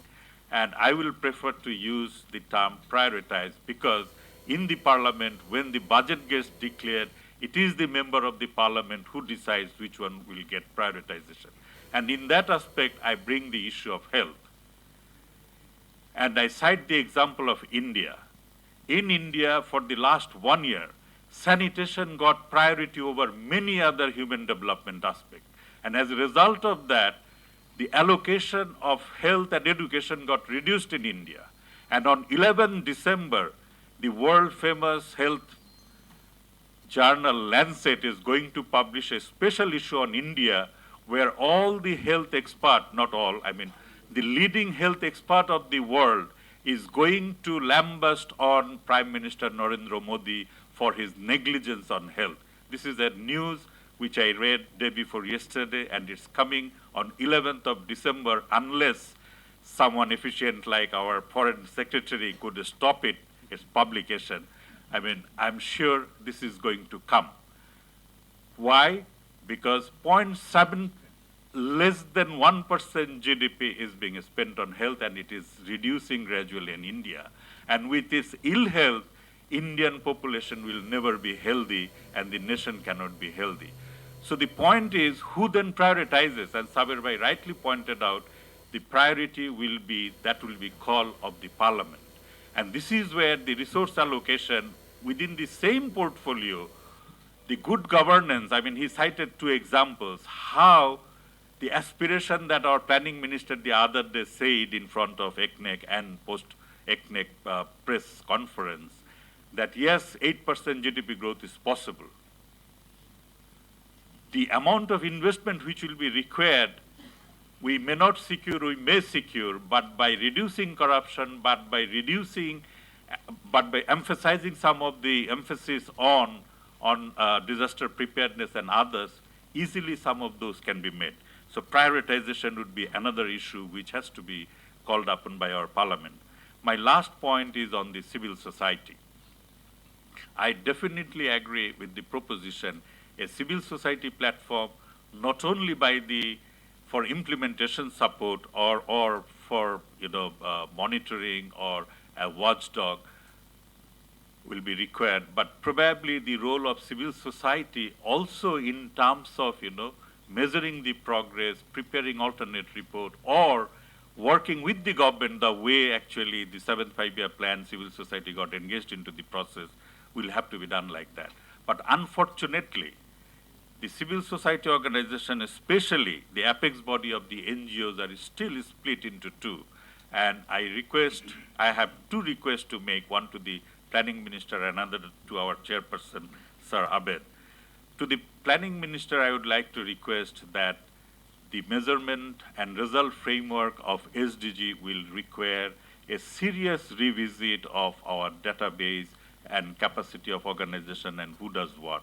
So it will require formation of a task force or a body where not only from the government agencies, also from the knowledge community and civil society will have to be brought in together. I would request that, from now on, that preparation will be undertaken. And to our Chairperson, Fazle Hasan Abed, I would like to request that he takes the initiative to reunite the NGOs into one platform so that civil society have one voice and work with the government in a nicer way. Thank you so much for patient hearing. Thank you, Dr. Khairul Alam. We have reduced the time. We allocated about 45 minutes for discussion, but we now have less than that. But could you, those of you who wish to speak, could you restrict your comments, remarks to about 2 minutes? So we will now go for discussion from the floor. Yes. Thank you, Chair, Sir Abed. Firstly, I must congratulate you on being honored by yet another global award.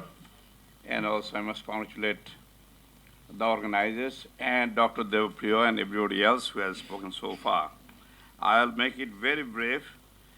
I have heard with rapt attention everybody's speech, but to me the last speaker mentioned about priorities. I think we should prioritize.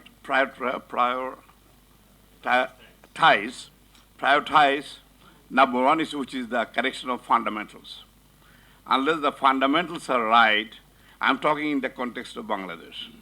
We have to have the fundamentals right in order to achieve MDG or SDG or whatever you call it. Here, my friend and ex-colleague, Fazle Hussain, mentioned about the role of the parliament. What kind of parliament do we have today? It is a lame duck. There is no debate or half-hearted debates. And what do you expect from that parliament? Literally nothing. Our Hon'ble Minister is here. I must congratulate him to have initiated his 7th five-year plan. He's a very active and energetic minister, also a personal friend of mine. But the point here is when his 7th five-year plan will be debated on the floor of the parliament, there will be little or no discussion. No discussion. So how do you know what is a priority here? And then the other element here is the governance. Debapriya mentioned. Unless we can really have good governance, unless we can really ensure rule of law in our daily life, we cannot achieve these goals. And somebody mentioned about sanitation. Somebody mentioned about private investment. What kind of private investment do you expect?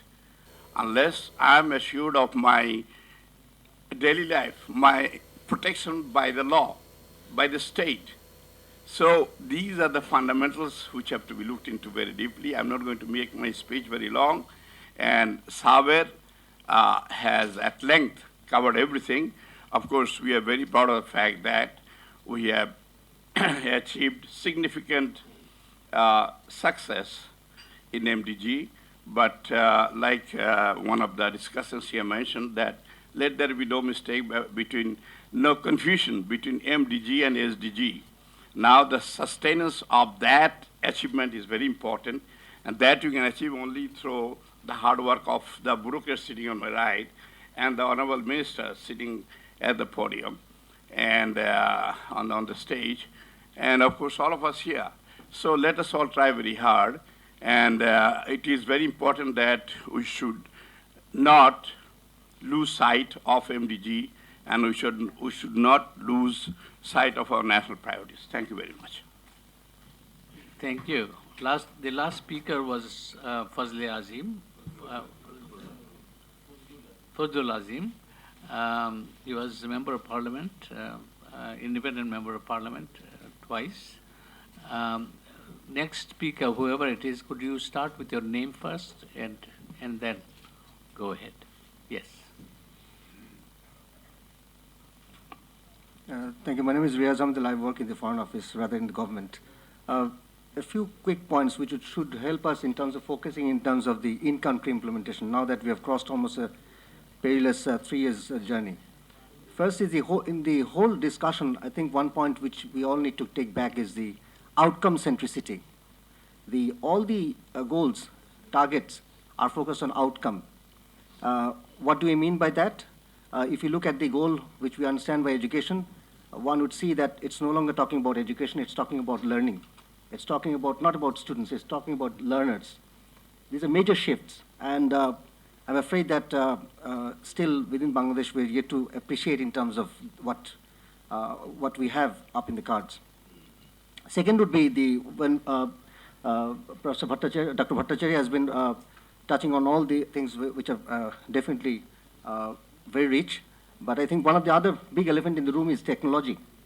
And we all know that in the run-up to the very final hours in New York and elsewhere, also in the climate debate, Professor Salimul Haque is here, how TFM, Technology Facilitation Mechanism, has come in. Point is that on one of the points which is coming up, and as Bangladesh moves beyond 2021 or around that time, technology will be one of the key drivers or key points to make difference.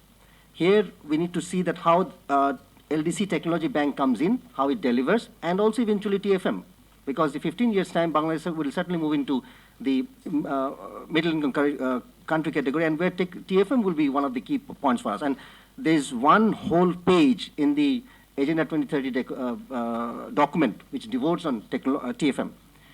Next would be the whole question of implementation, which is absolutely fitting and right.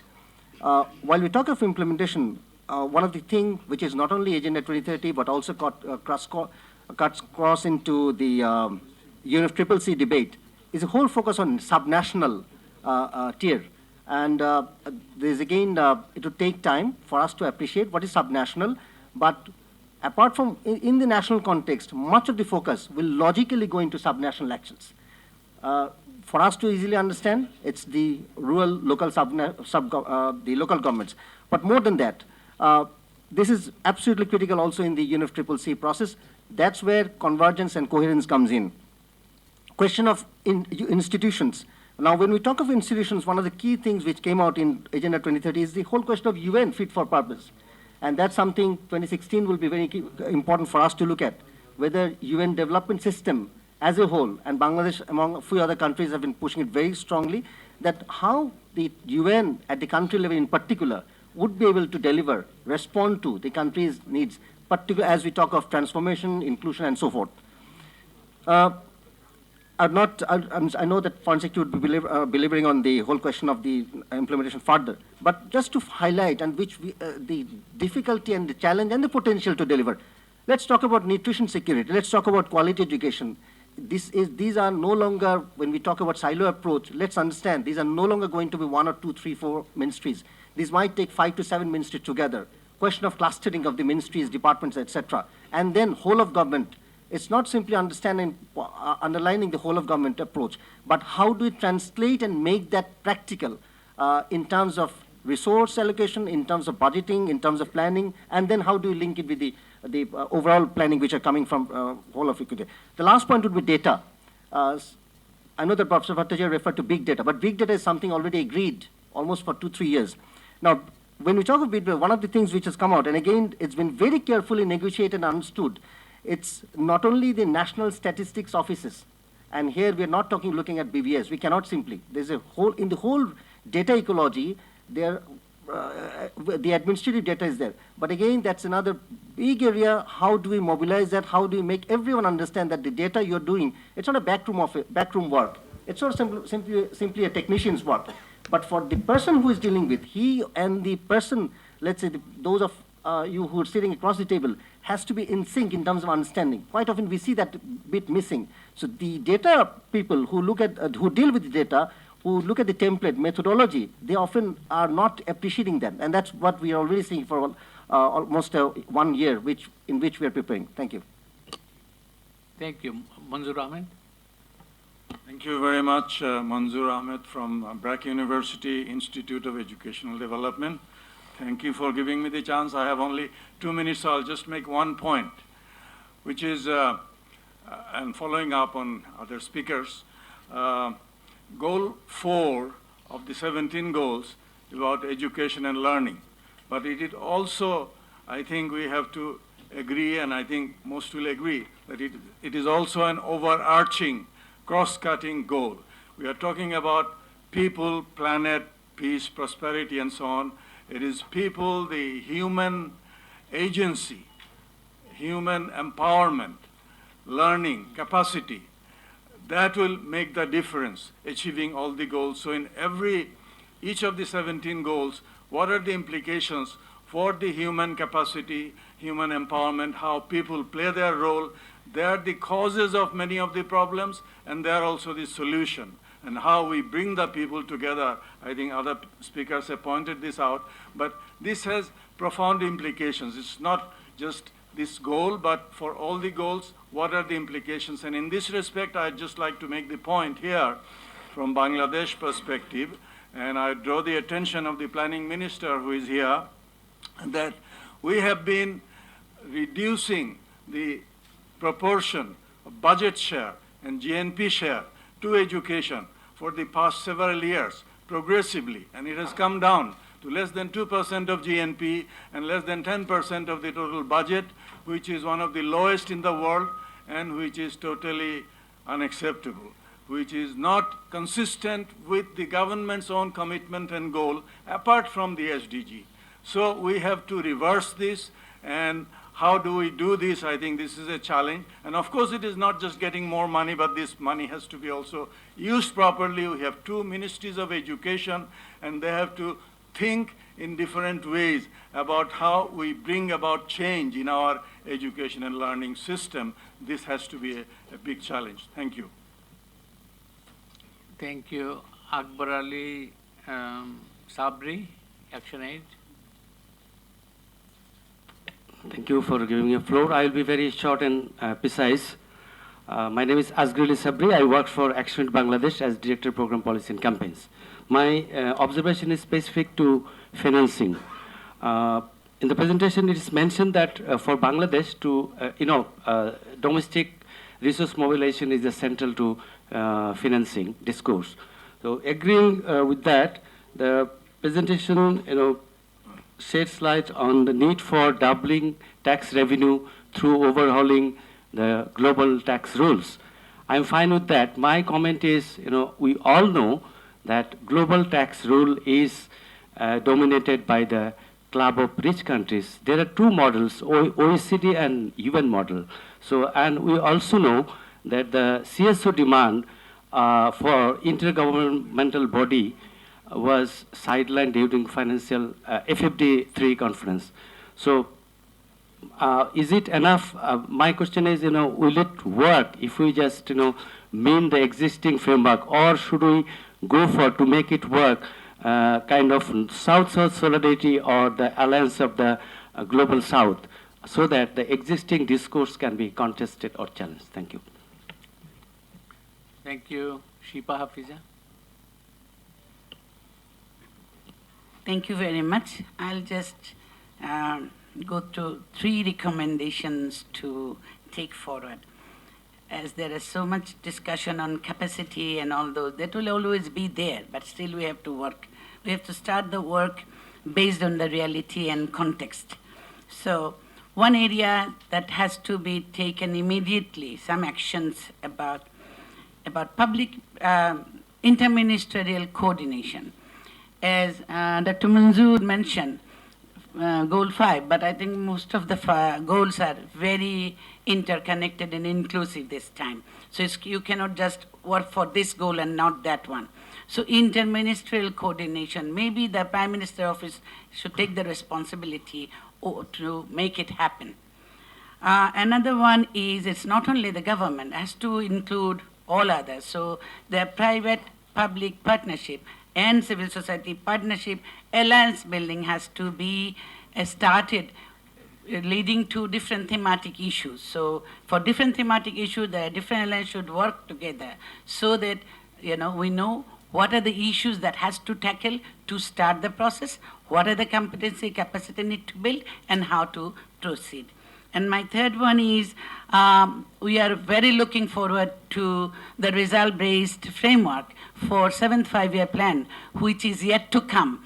And 6th five-year plan, result-based framework was never done. So we would recommend and request the government to finalize a result-based framework for 7th five-year plan, and which should be leading to contribute to the strategic interest of SDG, which is not difficult, but there has to be work, has to be done around that. Thank you very much for giving me the opportunity. Thank you. Mr. Aristo Khan.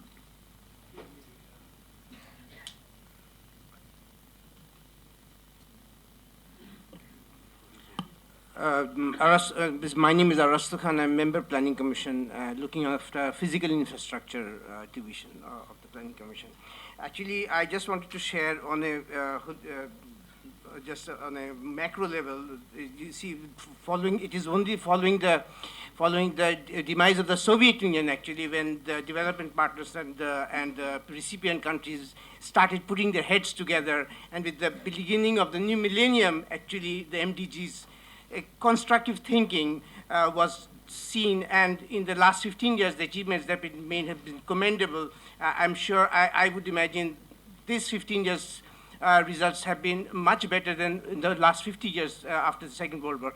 That was a time when people were wooing for partners in a bipolar world, and then eventually we see a non-aligned movement also. But with the fall of the Soviet Union, everything is now more focused, and first MDG and then SDG, I welcome that initiative of the global leaders, and that's great.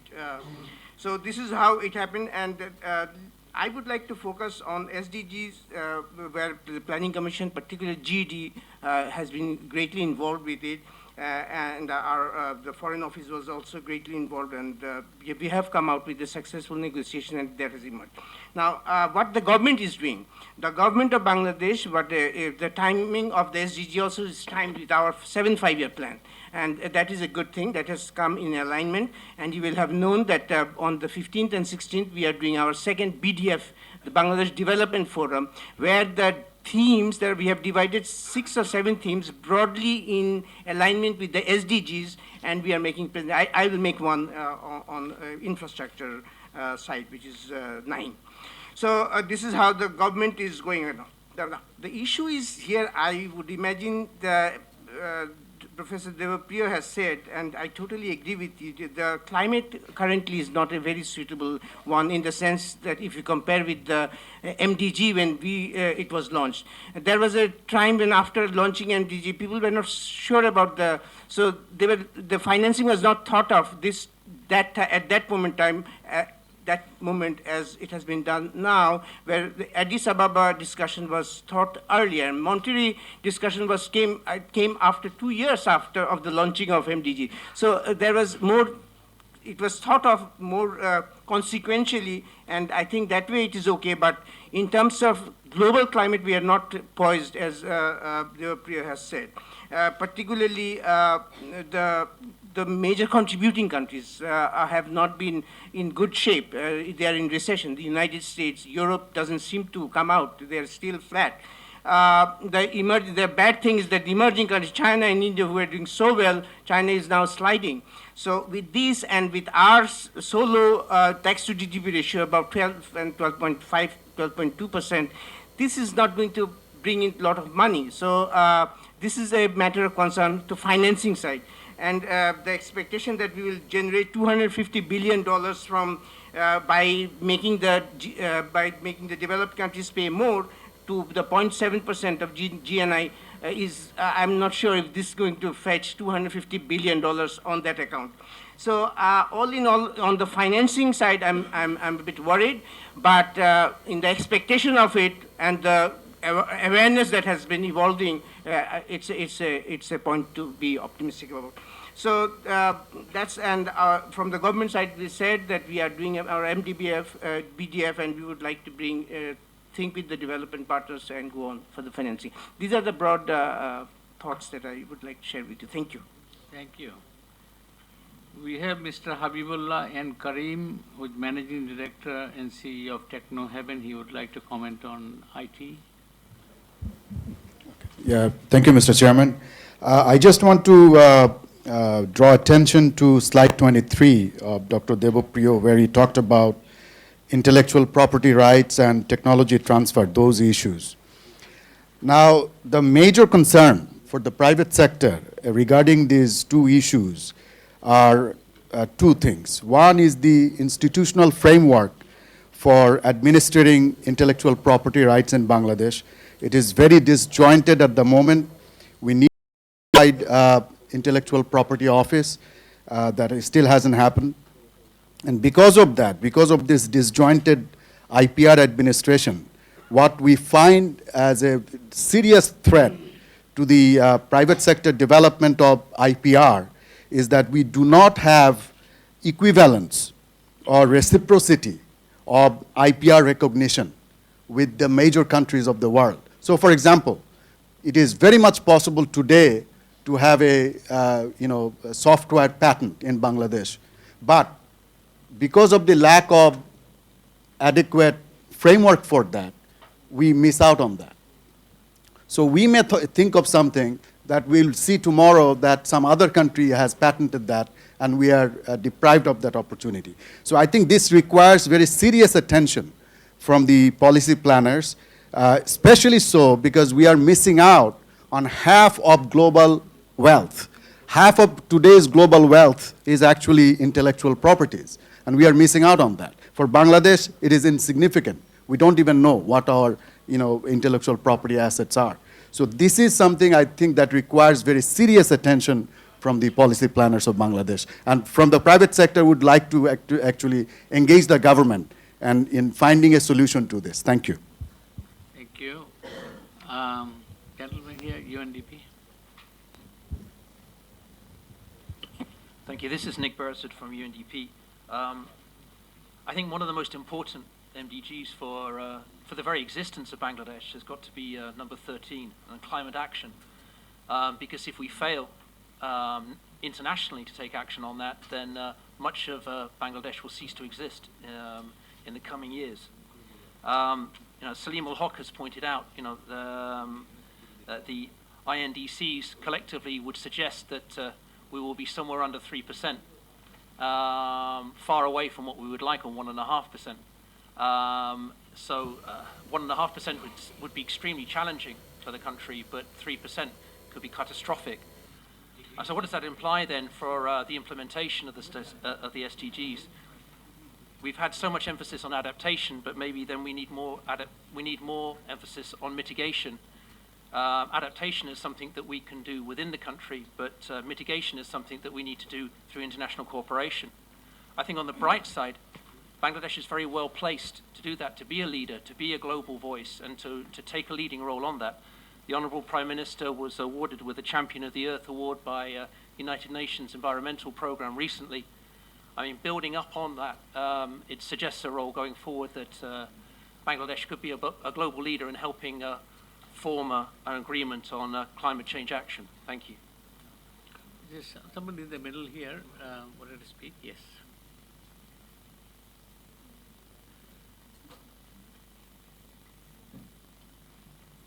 I am Khadim Ali. I represent the Center for Urban Studies, a research group on urban scenario. I am personally an architect. I have got just one comment that is about implementation. Today's session is Sustainable Development Challenges, and one of the things that baffles us is that when a project comes to me as an architect, the client is assured that within such and such time the project gets totally implemented fully and perfectly.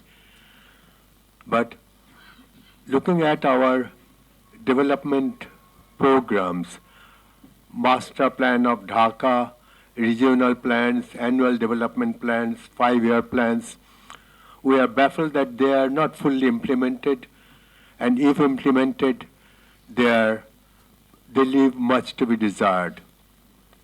I think the problem here is that in the public sector, there are two weaknesses.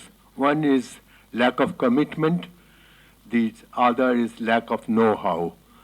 I think that's why perhaps these development goals have to be carried out. We have talked about, Dr. Fazle Hasan Abed has talked about it, Dr. Debapriya Bhattacharya have talked about it, that we have to have commitment, we have to have a right pathway. Without that right pathway, we cannot carry forward a plan. My suggestion would be that it is the private, the national, the non-government organizations, they should be perhaps the institutions carrying forward the plan, and the government. Government can create the framework, environment, and the legal and perhaps to some extent the economic, financial framework, so that the projects get the support, necessary support in order to be implemented. Thank you very much. Mr. Saidul Zaman, former Finance Minister.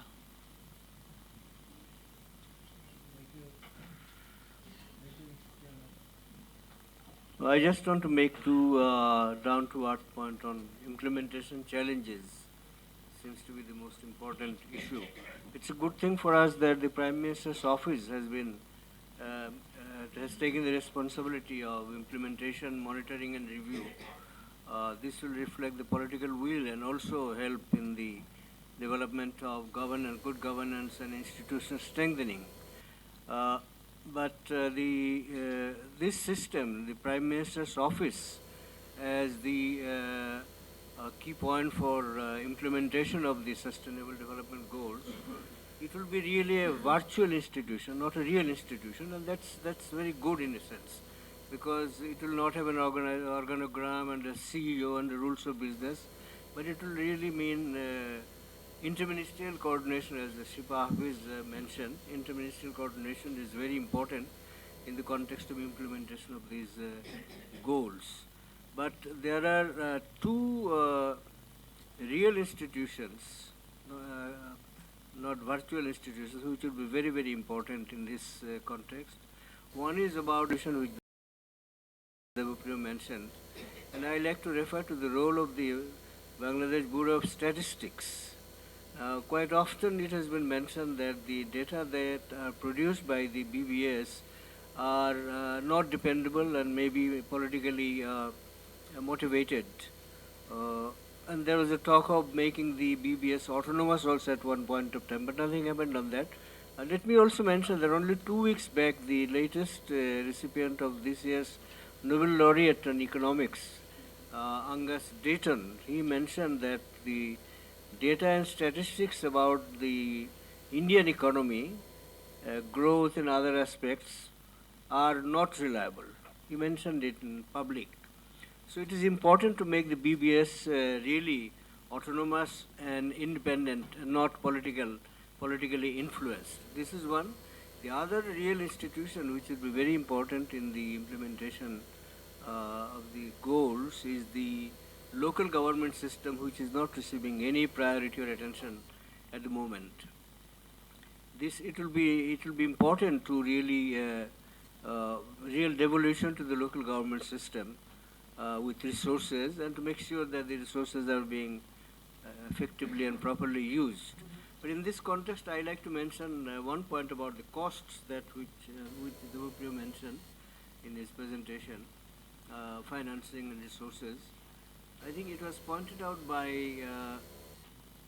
Dr. Wahidul Mahmood some times ago that there is one point about costs which is different from Bangladesh and from for most developing countries, because this is the most densely populated country other than the city-states of Hong Kong and Singapore. So that helps the government to manage with lower quantum of resources, a larger number of schools, larger number of rural infrastructure set up, larger number of rural health centers to reach the people. It is easier with less resources. So the percentage of GDP which you mentioned about being spent on education and health may not be quite, we have to look at it at a slightly different point of view considering the geographical situation and population density of the government. But it is important to devolve the devolution of power to the local government for monitoring all these, and at the same time, a higher expenditure on training of teachers and health workers for really delivering the service to these rural institutions for education and health. That's all I wanted to mention. Thank you. Rizul Islam.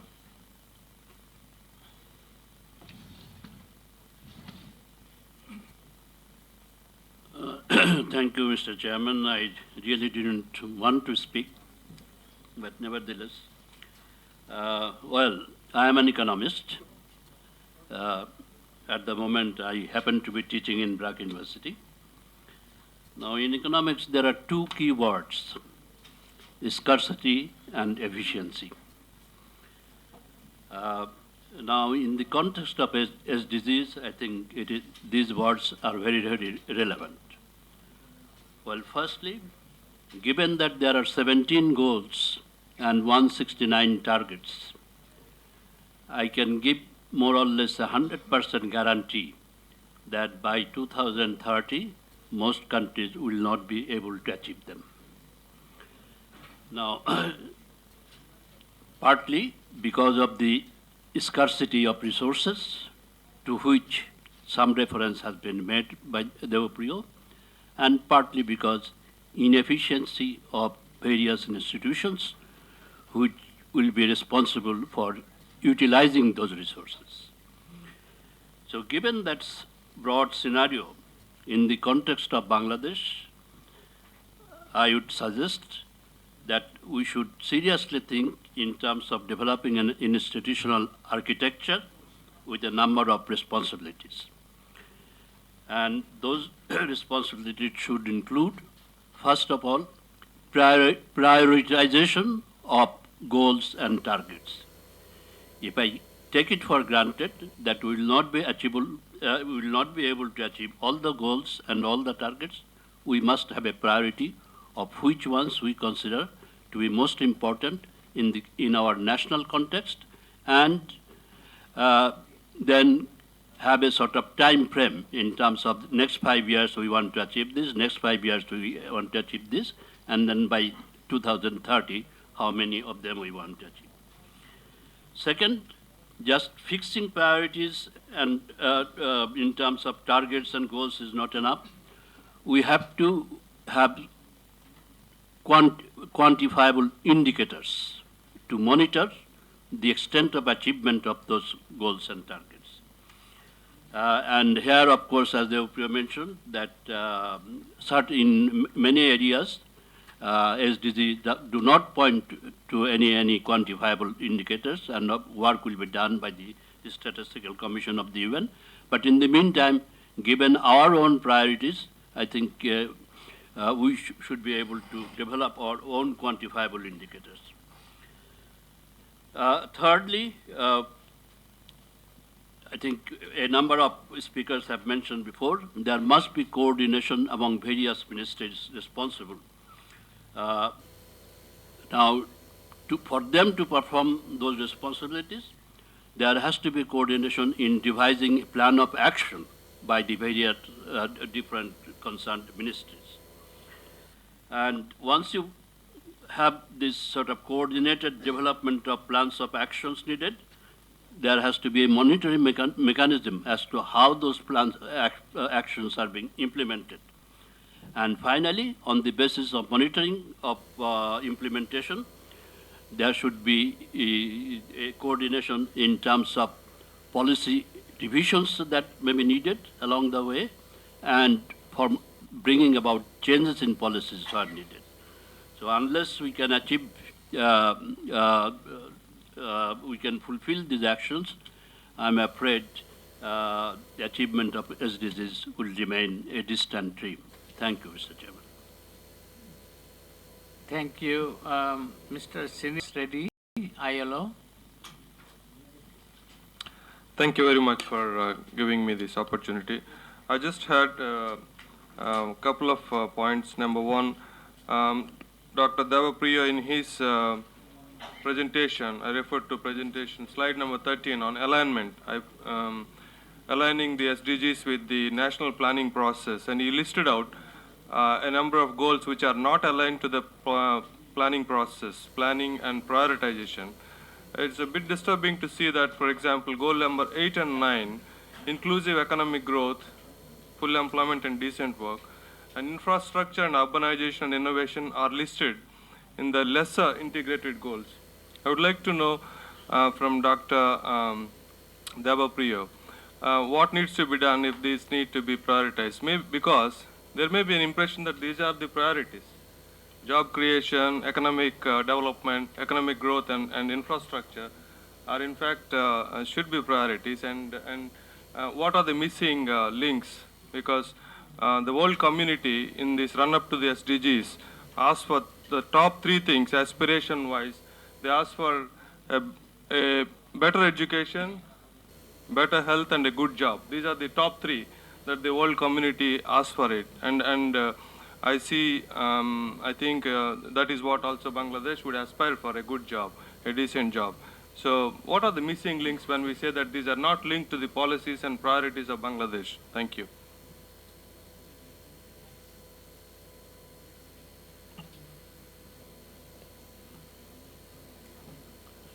Thank you, Mr. Chairman, for giving me an opportunity. I am Mumtazuddin Ahmed, Honorary Professor of Economics, Dhaka University. I will only make 2 points. I am a little bit scared about the timetable that is scheduled for implementing the SDGs, which hopefully I wish we could start in time, which is set as January 2016. This is too early for me at least. I say this because before we go for implementing the whole process, we have to be sure what are we going to go about.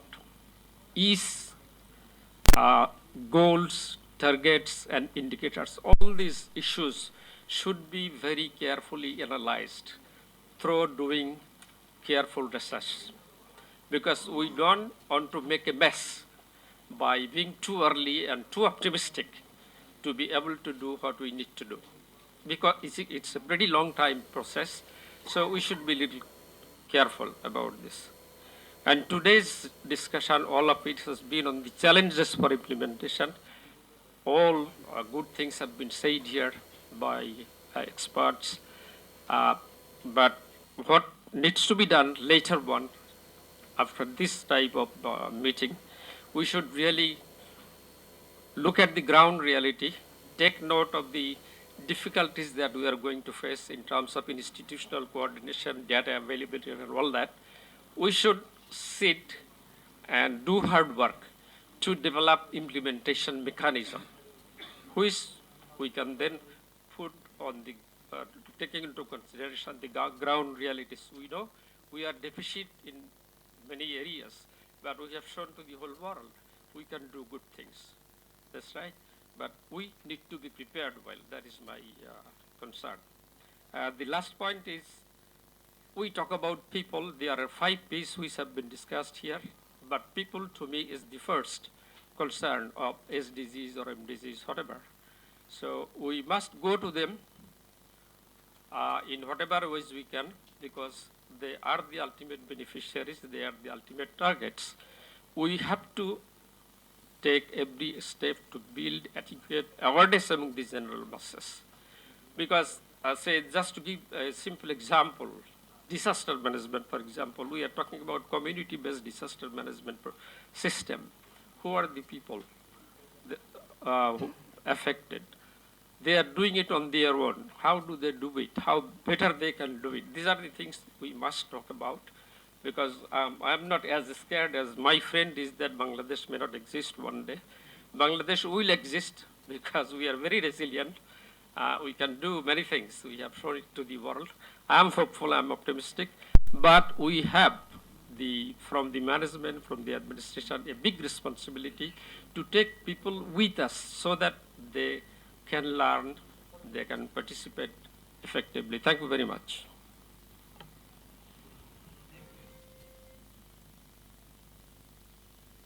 Thank you very much. Me, Humayun Khalid, I am also member Planning Commission. I have been assigned to look after socio-economic division of the Commission. Thank you very much for such initiatives to have discussion for the implementation of SDG. And I think it was nice presentation. It is very in line with the opinion of Mr. because Mr. Debapriya has given emphasis on the implementation part of goals and targets. I am interested in this chapter also. And the goals, targets fixed as known as SDG, all are in line with our common goals of Bangladesh. We have no comments about it, but we are concerned about the implementation of such SDGs targets. Our commitment should be the fixing the appropriate target strategies to implement. My views is like that we have lackings, weakness in implementation part. My suggestion would be whatever we do from private sector or public sector, we are lacking in implementation. My specific suggestion in this respect is to make for the implementation an appropriate work plan, time-bound work plan, and in light of the work plan, the persons responsible for implementation, they should be held responsible, they should be held accountable to the appropriate authority, and that should be monitored at day-to-day basis. Otherwise, we have plan, we have program, we have policies, we have schemes, everything in our country. We do not get our expected outcome through the implementation. I am giving emphasis on the implementation and should be done in the light of a work plan, and work plan should be on the base of result-based framework. This is my specific recommendation in this session. Thank you very much for giving me time. Thank you. Mr. Tanveer Islam Siddiqui, President and CEO, Changemakers.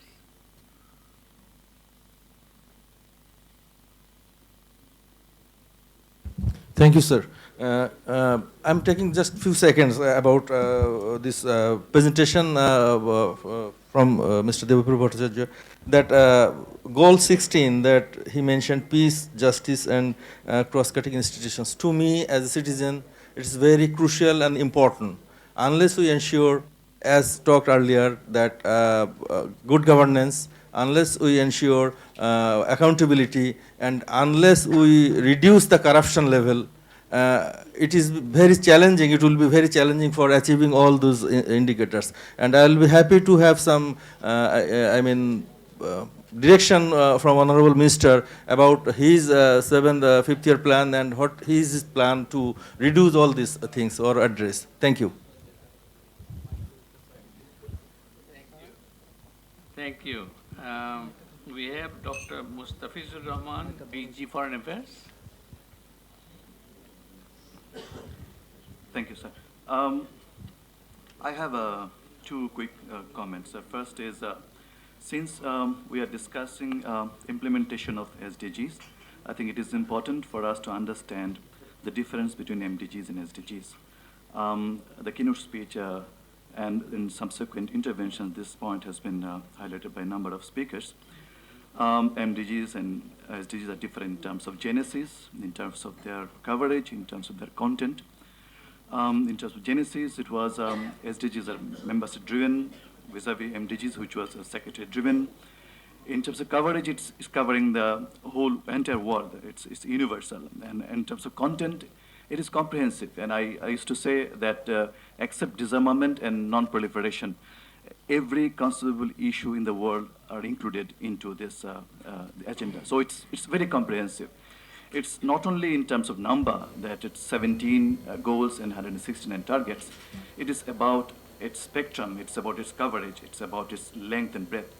So if we look at SDGs through the prism of MDGs, we are certainly going to make mistakes. And it is not, SDGs are not just MDG plus. It's about sustainability, it's about economic issues, environmental issues, and social issues. So if we take the pride in our implementation of MDGs, we have to understand that it's not going to be easy when we are going to implement SDGs. That's why we have very painstakingly built into each and every goal issue like means of implementation. And in terms of means of implementation, we know there are resources, there's technology, there are capacity building. So whatever we talk about, the resource will be the most important element of implementation of SDGs.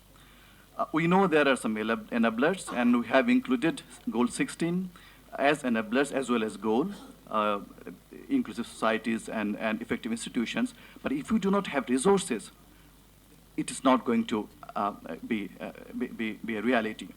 And resources, of course, it's the responsibility of the national authorities for the development programs. But there are another aspect that is international aspect, and that's why we have built into the means of implementation the aspect of international cooperation. And we know that in the current situation, also Dr. Debapriya Bhattacharya has mentioned, because of the current economic situation, this is also not going to be very much forthcoming. So I tend to agree with former Finance Minister Azizul Islam that it is not going to be easy, and maybe we have to prioritize that what are the goals we need to take forward, and then eventually, if you can, because the time is also very short, 15 years is a short time to implement such a ambitious, transformative, and comprehensive global agenda. Thank you, sir.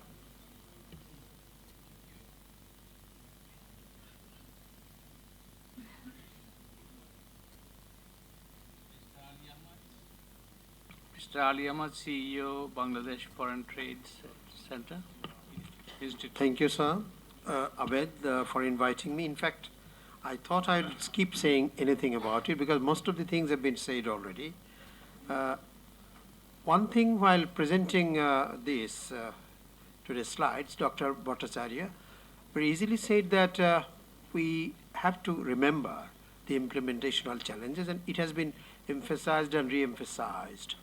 The funding needed for us, if we think of the country as such, I said our present tax GDP ratio is 12.1, although the World Bank in all its documents always says that it's 9 point something, but even if we take it as 12 point something, it has to be, Dr. Bhattacharya said, has to be increased to around 18% of the GDP. That is going to be a challenge, especially in the face of the type of taxpayers that we have and the tax collectors that we have. Our tax collectors are not trained enough, it seems so, and we don't have enough administrative spread for collecting taxes, and the taxpayers' attitude towards paying taxes is not good in any part of the world. No one likes to pay taxes. But here, the resistance is too strong to be overcome by the government. I do not know why the government seems very soft on this. Whenever challenges come, I have seen almost, there are 2-3 former finance ministers here, but I have seen most of the, if not all of the finance ministers receding in the face of resistance from the taxpayers. When they send tax collectors to the fields to see the need, we need some houses coming up so that taxes can be collected, there is strong resistance.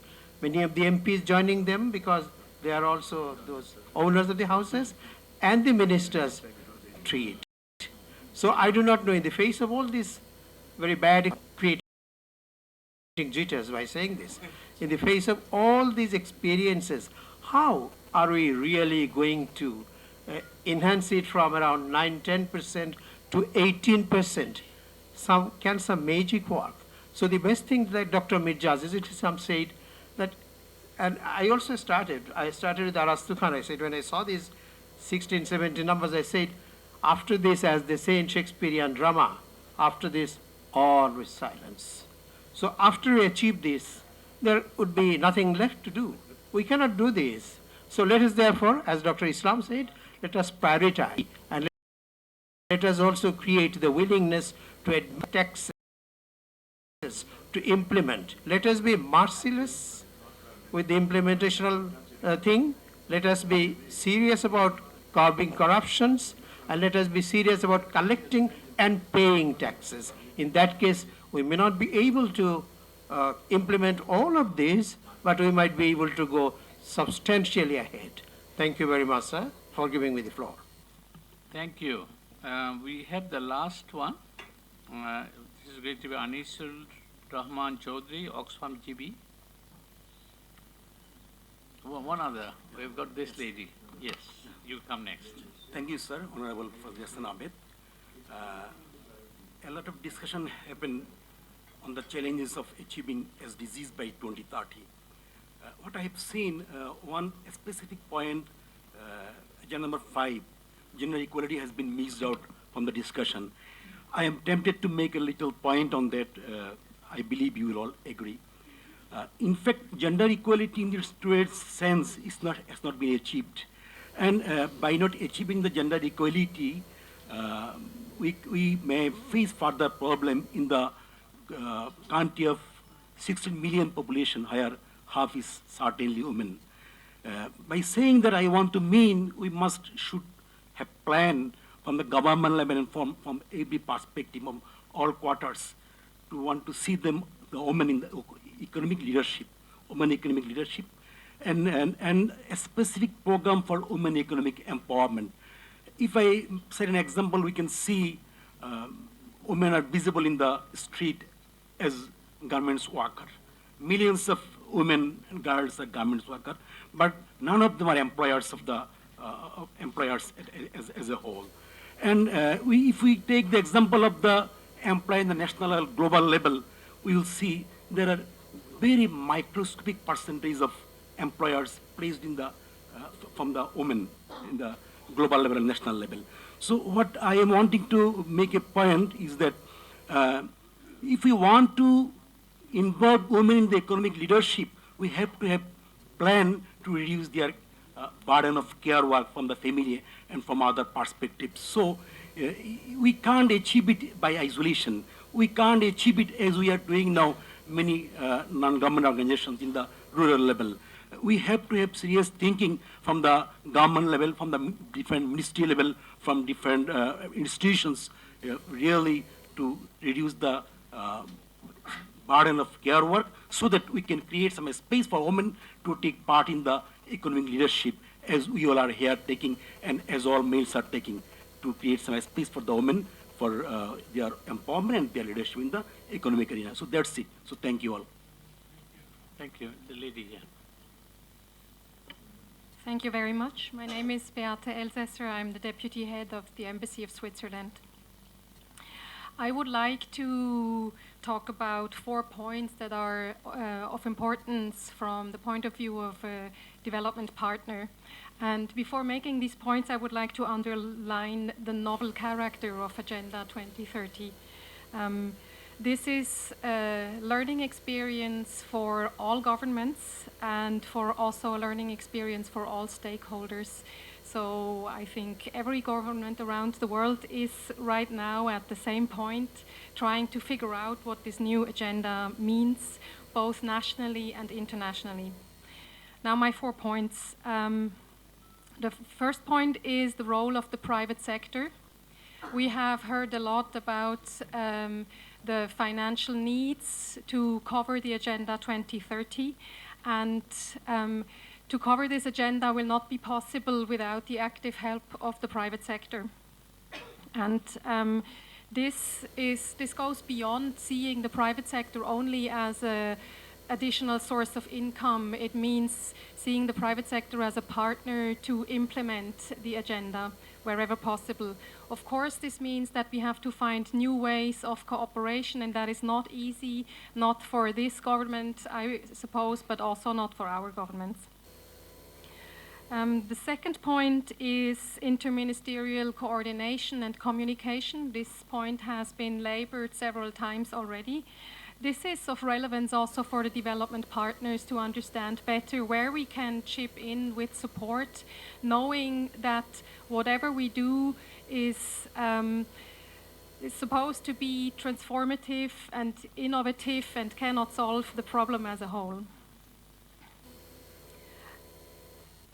And I think linked in a way to that is the role of the local government institutions. Ultimately, this agenda will have to be implemented throughout the country, not only in the ministries in Dhaka. And Bangladesh has an ongoing local governance reform, and this will be a very important vehicle to actually achieve the goals. And I think a last point that has not been discussed, maybe because it's still far away or not so far away in my point of view, that's the review mechanism.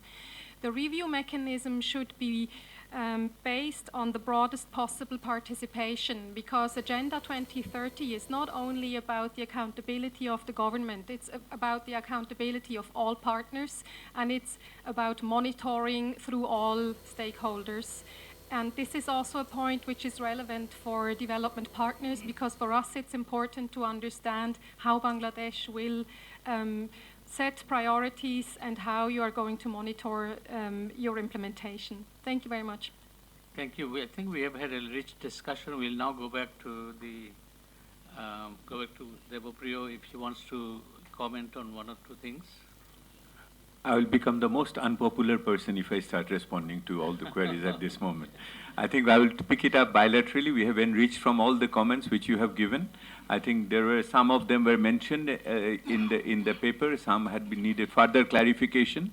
But I will go back, including Mr. Reddy's point over there. I think he knows all the answers. Somebody gives a question, but in the second sentence, they have also given the answer. We have taken note. We have taken note of that. We will incorporate in our dialogue report, and it will be useful for our further studies. And please be assured, this is not the last dialogue on implementation. Thank you. I think we'll now go to our guests, guest of honor. Mr. Watkins. Thank you very much. And thank you very much, Sir Fazle, for the invitation to participate in this very important discussion. The first, as Deb just mentioned, of many more to come.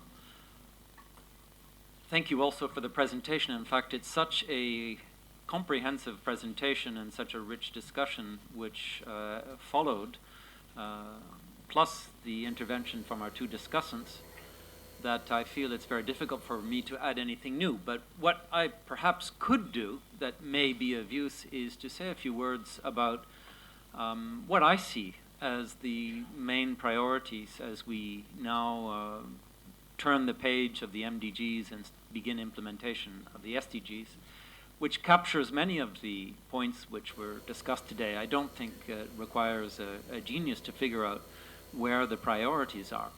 I think where we have the challenges here in Bangladesh is how we're going to do it and how it's going to be implemented and who's going to be responsible for coordination.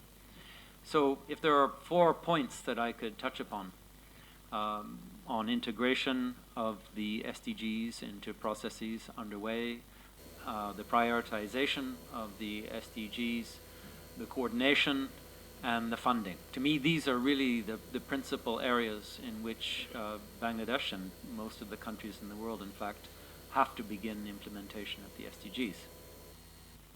If I start with integration, I think Deb had a very impressive slide showing all of the different plans that are underway in Bangladesh and the way they look after different levels, national level, regional level, local level, different thematic areas, and so on.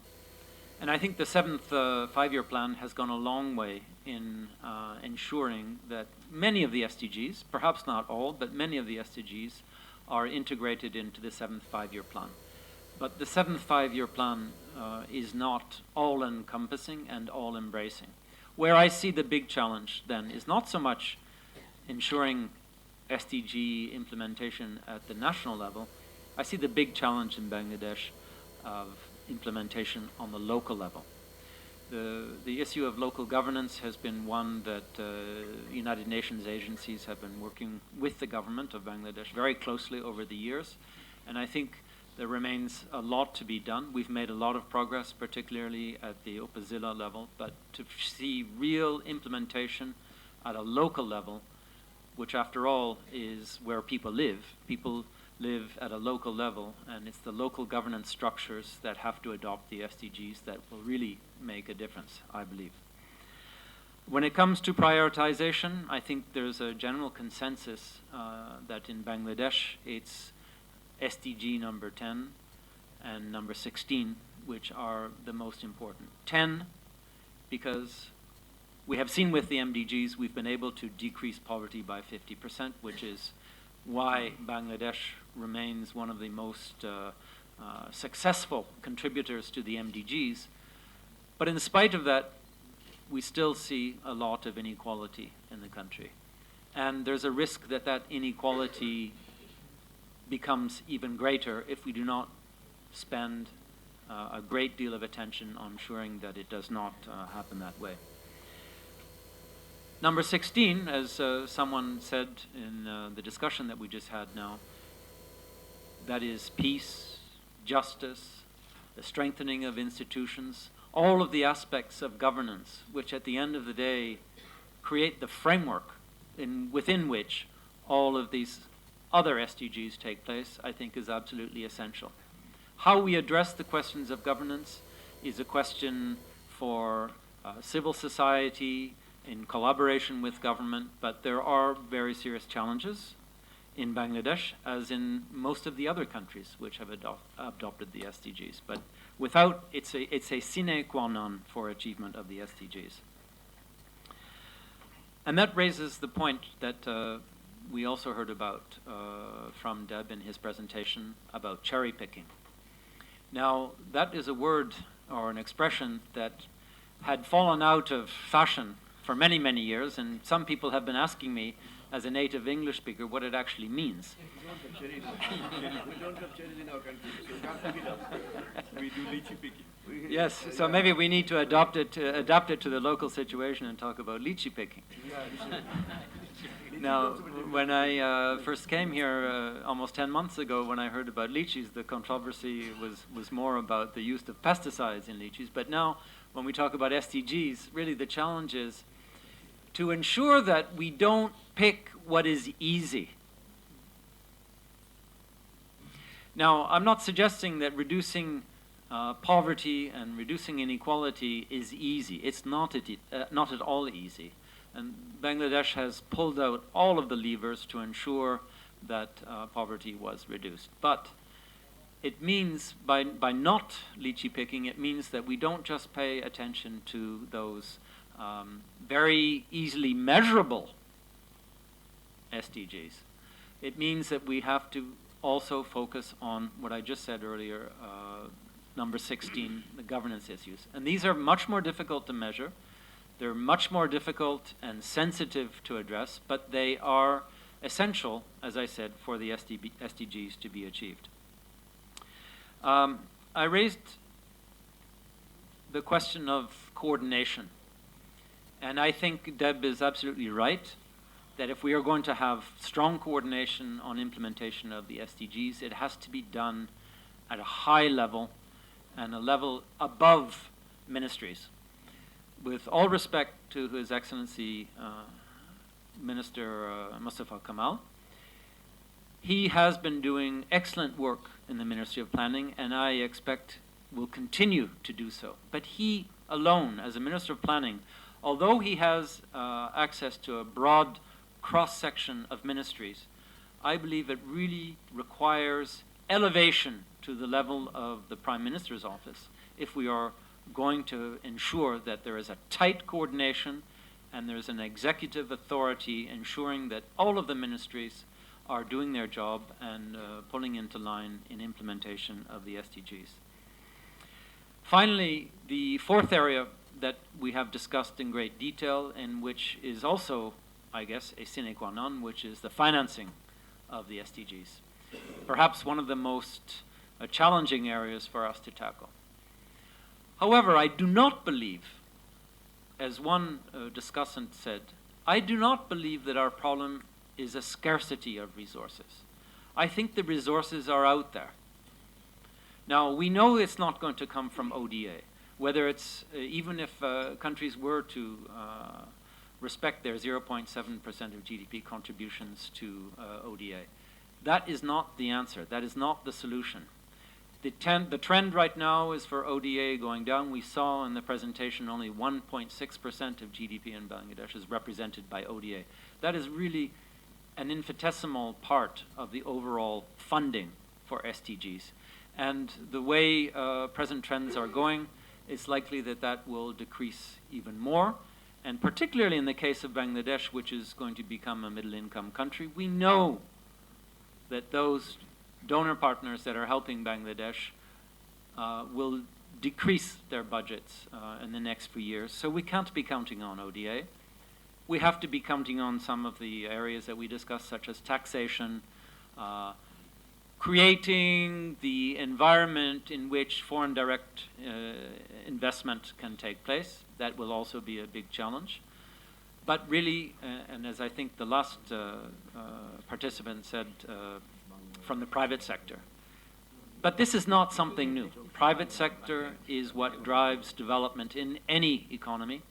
And all of the other sectors, whether it be taxation, FDI, or ODA, can help contribute to that. But at the end of the day, it's the resources which already exist in the country, which are being generated by the private sector, that will really drive economic growth in this country. How do we harness that? I don't have an easy answer to that.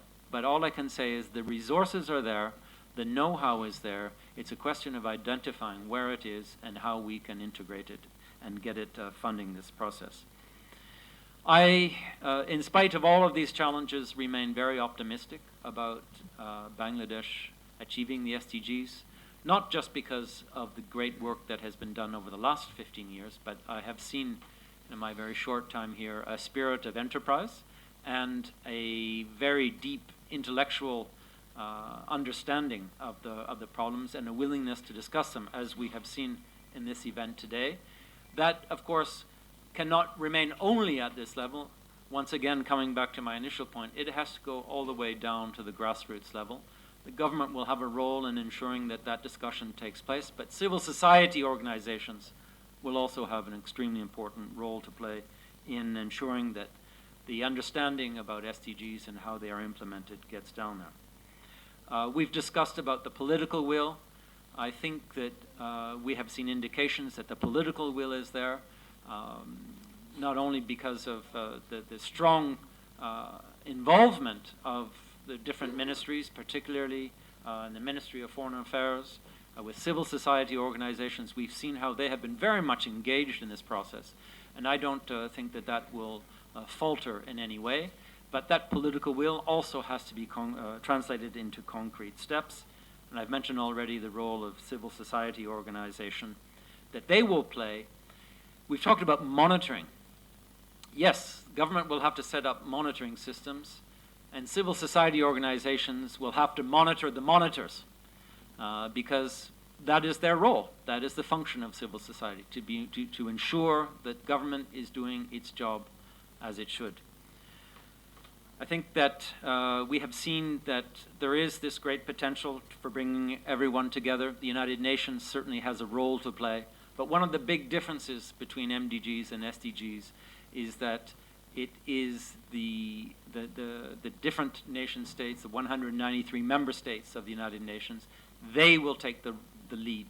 We will provide a supplementary role, a technical assistance role, but the driving force must come from each of the 193 member states of the United Nations. Thank you. Thank you.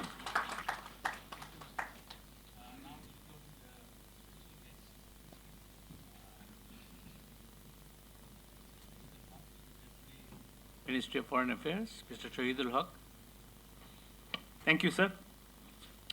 Honorable Minister, sir. Sir Abed, distinguished panelists, participants. It has been quite a learning for me. Because of the time constraint, I'll try and be brief. I'll focus on 3 areas. Plus UN. I thought RC would bring out the challenges that UN is facing in terms of supporting the state, which he hasn't, so I'll flag that given my own recent interaction at New York. I will try and give you a little bit of a context, because that's very important, because it is not only SDG that we're talking about, much bigger than that, that we have to know once we go into implementation. And then we come to 2030 agenda, sharing some of the negotiations and a little bit of how we can move forward. Before that, I would like to really congratulate and thank Dr. Bhattacharya for actually bringing out a very comprehensive presentation. And I think, if I am not wrong, there's another country which has done, and which is Sweden. About 2-3 weeks back, similar exercise, and I'm also can share that they have decided that the Prime Minister's office will coordinate. I haven't heard any other country. My network may not be good enough. So thank you very much for putting all the issues on the onto the table. Now, one thing we need to put into context is we are living in a different world. Very important. It is not the world that we were in 2000, in 2005, or even in 2010. And the world that we are looking at in terms of SDGs 2030 would be radically different. And I'll conclude as to how I think it would be. I may be totally wrong. Why it is different? Because it is going through a simultaneous transformation in a number of phases. And that's what has been reflected in the Transforming Our World document. Had it been this negotiation taking place 10 years back, I don't think we had similar kind of a document, and an outcome and a consensus. So that was different. What was this different? There were 3 things which was different. The process was very transformative. This is for the first time we saw, and some of my colleagues from the Foreign Office who spoke before me, the Director Generals, they were there. For the first time we saw, although it was called as an intergovernmental negotiations, there were a presence of civil society, strong civil society inbuilt into the delegations, and they were all over the places, running around, helping states. We were seeking out their support. So that is something new in intergovernmental negotiations. And this is a new trend that we are seeing, and it will continue to grow. First. Second, this is for the first time we say we only talk about soft issues. How about the hard issues? And I say there are 3 areas that we have seen emerging. One is the whole issue of poverty. And we have moved from poverty to inequality, both within and outside. And it's fascinating. In the first zero draft, despite the fact that inequality featured out very prominently as one of the areas that we need to look at, given our experience in the MDGs, it was dropped. And then G77 and others said, we talked about inequality, where it is. So it was brought it back. And then we had the negotiation. So it survived. The second is the whole issue of climate change. There was a huge pushback. Said it is climate, not the change. If you see the zero draft and the second draft and third. And we were kind of taken back. How can you talk about climate without having the word change? So they brought it back with a footnote saying that the major things will be decided in UNFCCC. Fine. So at least it survived. The third area that came in, and that was the quid pro quo between some countries and some countries, I'm not categorizing them, is the whole issue of governance, peace, stability, and rule of justice. That is an area which will feature out prominently in the implementation. So that's what the 3 legs that I'm talking about. On the 2 area, there is a consensus. Both in the climate change, I hope, in the Paris, we will have it, whatever form it comes. On the inequality, poverty, sustainable development is there. The whole issue of governance, still, it is a fluid area. And there's a huge tension. And those who sat in the negotiation, they would bear me out. And that's a fascinating negotiation. I'll not go into that. Now, in the midst of all, things were going very nice.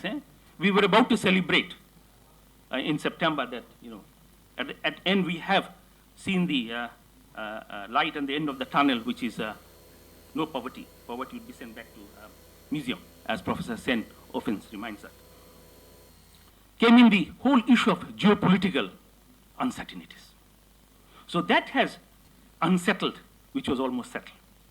And if you look at the geopolitical issues and the whole migration, mobility, refugees, conflict, extreme violence, terrorism that engulfing the whole world, not only Middle East now, I hope we can put it across, at least from Asia. You'll see that that is having an impact on the whole SDG process through the governance and rule of justice and the institution angle. So that's what we have to be aware of. Now,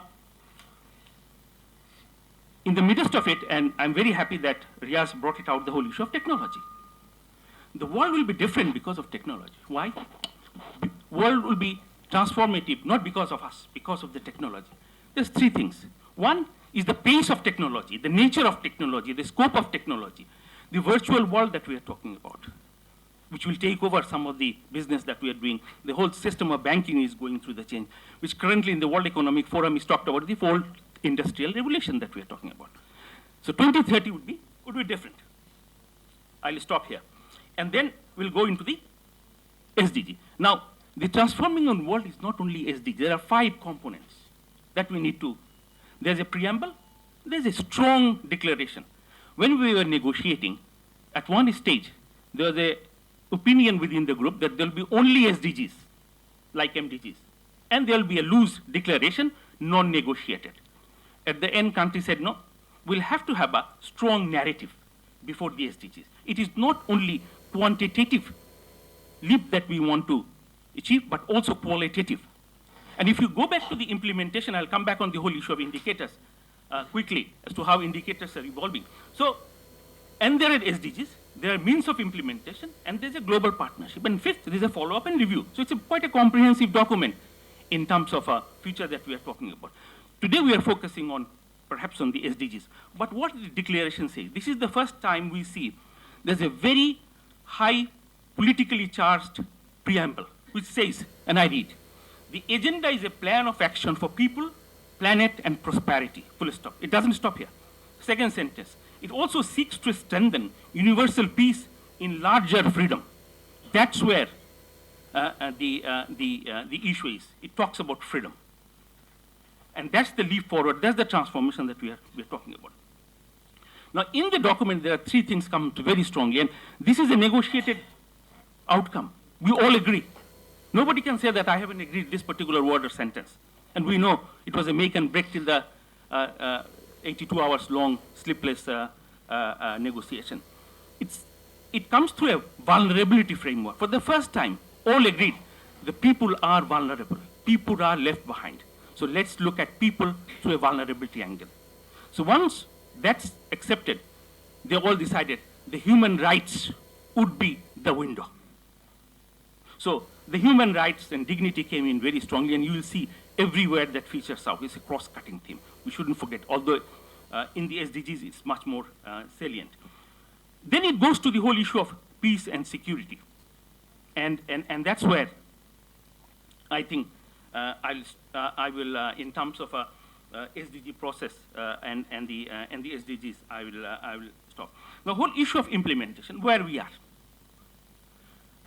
We have a goal, we have a target, which is globally accepted. There's also a debate towards the end of the INGN process that there should be also global indicative indicators. At the end, somehow or other didn't feature out. The Secretary General decided, UN Secretary General decided to give it to the Statistical Commission. They have, I saw 1,200 pages indicators list, which was just at the first read in Bangkok. Now, indicators will be picked up by us at the country level. So we have huge liberty. In fact, G77 in China, we said that freedom that sovereignty has to be given to state. We will decide, because our indicators certainly will not be same as that of UK's indicators. There will be different indicators on different targets. We'll have different indicators, different targets. So that's exercise we'll have to begin. Now, when it comes to the indicators, recently Professor Sen, giving in a lecture, he said, I do not believe in 16, 17, 18 numbers. There are things which you cannot put in numbers, but you can narrate, which is called qualitative indicators. So there could be also qualitative indicator which will describe how society has lifted itself without having essentially linked with targets or indicators. So that's something new coming up, and we'll see in Bangladesh how that debate takes place. Once we have the indicators exercise done, we'll have to, in every stage, I'll come back to the review and reporting system, and that's why I think we at the Foreign Office, we are involved in the team, is that in every stage, there has to be reporting. We are not sure as of regional reporting, but we know that, that there will be a global reporting. We have received a communication from the UN, in fact, this morning, giving a sort of an outline as to how HLPF, High-Level Political Forum, is planning, and they're asking for our inputs from all the countries, including Bangladesh, as to how Bangladesh would like to see that reporting mechanism take shape. So that is one exercise. I know the Hon'ble Minister will give you a much more important issues. I will just end with how we see this 2030. How the world, for the time being, if you stop thinking and think that you are in 2030 and sitting in this room, looking back and reflecting, what would we see? We see a different Bangladesh and a different world. Absolutely. In many ways. I don't want to provoke anyone today, but it will be a different world for which we have to get ourselves prepared. In that world, role of individual will be different, much more powerful. Role of non-state actors will be very crucial, very important. It will evolve globally, it will evolve in Bangladesh. The role of private sector would evolve. I just came back from the World Economic Forum meeting. The business community, I'm talking about World Economic Forum, there are certainly different categories of business community. The 1,000 CEO were saying that somehow or other we missed the opportunity being party to the SDG process. They have realized. And they said, this, we have a stake and we are a partner. So they are coming in a big way in terms of getting themselves involved in all layers in the implementation process. So that's one, and they're talking about the fourth industrial revolution. The most defining feature will be technology. Now, whether the society, business, and state will be agile or fragile will depend on technology. And one other thing, extreme violence. Climate change, technology, extreme violence. If we can manage it, if we can adopt it, I'm extremely optimistic. And more so because of Honorable Prime Minister's leadership. She has already given a political commitment in the UN. Bangladesh, under her leadership, would like to lead the implementation of SDGs. I'm sure Honorable Minister will lay out the vision that Honorable PM has set. We all are together. And I'll end with the UN. UN has to change. It is not the UN currently functioning in a silo, in a tough fighting, that will be able to support states in getting this ambitious document onto the ground. We need a different kind of a UN, and that's what we should be prepared for. Let's not see repetition of same work habits. When they expect something from the state, states also expect a lot of things from UN. We are extremely optimistic. We have shown how Bangladesh, over the years, made a difference from almost 0 to 100, and we are sure that in 2030, sitting in this room, we'll have a similar feeling. Thank you very much. Thank you, Mr. Haque. May I now invite the Honorable Minister, our chief guest, to address this dialogue participants.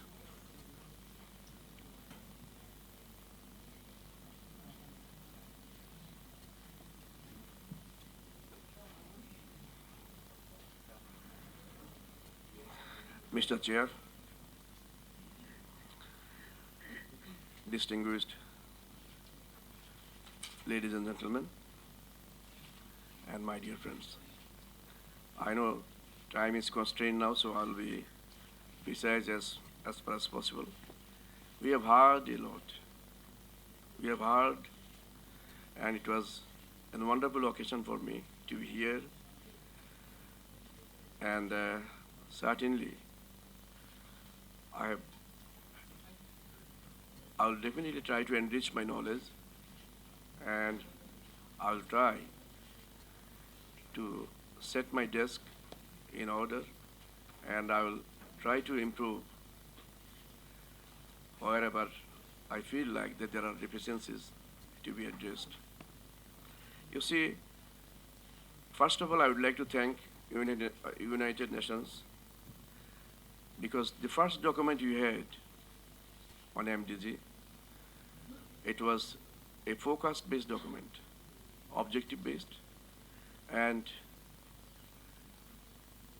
by setting some targets, putting by numbers, so these are easy for us to see ourselves and also to see the world community, how they are behaving, and to compare their performances against the targets. In Bangladesh also, it was a good opportunity for us to try ourselves, and we tried our best, put our resources to achieve those targets. Now, if anybody says it is that SDG is not in line with MDG, that's not the thing. But yes, in MDGs, there are certain area of thoughts. Now in SDGs, it is more comprehensive, and it is a bigger approach, and it's a challenging task for us. 17 goals, 169 targets. You see, there is a saying, if everything is a priority, then nothing is a priority. Now, some of you are saying, since so many targets, we'll have to set priorities. We'll have to prioritize some areas. So in that case, what does it mean? That we will leave some other areas? No. We can't leave any other areas, because for a peaceful life, for a beautiful world, we need all these 169 targets should be fulfilled. Maybe right at the moment we have some apprehension that time is a constraint. Maybe 2030 will not be an appropriate timing. Maybe we will need some extension of that time.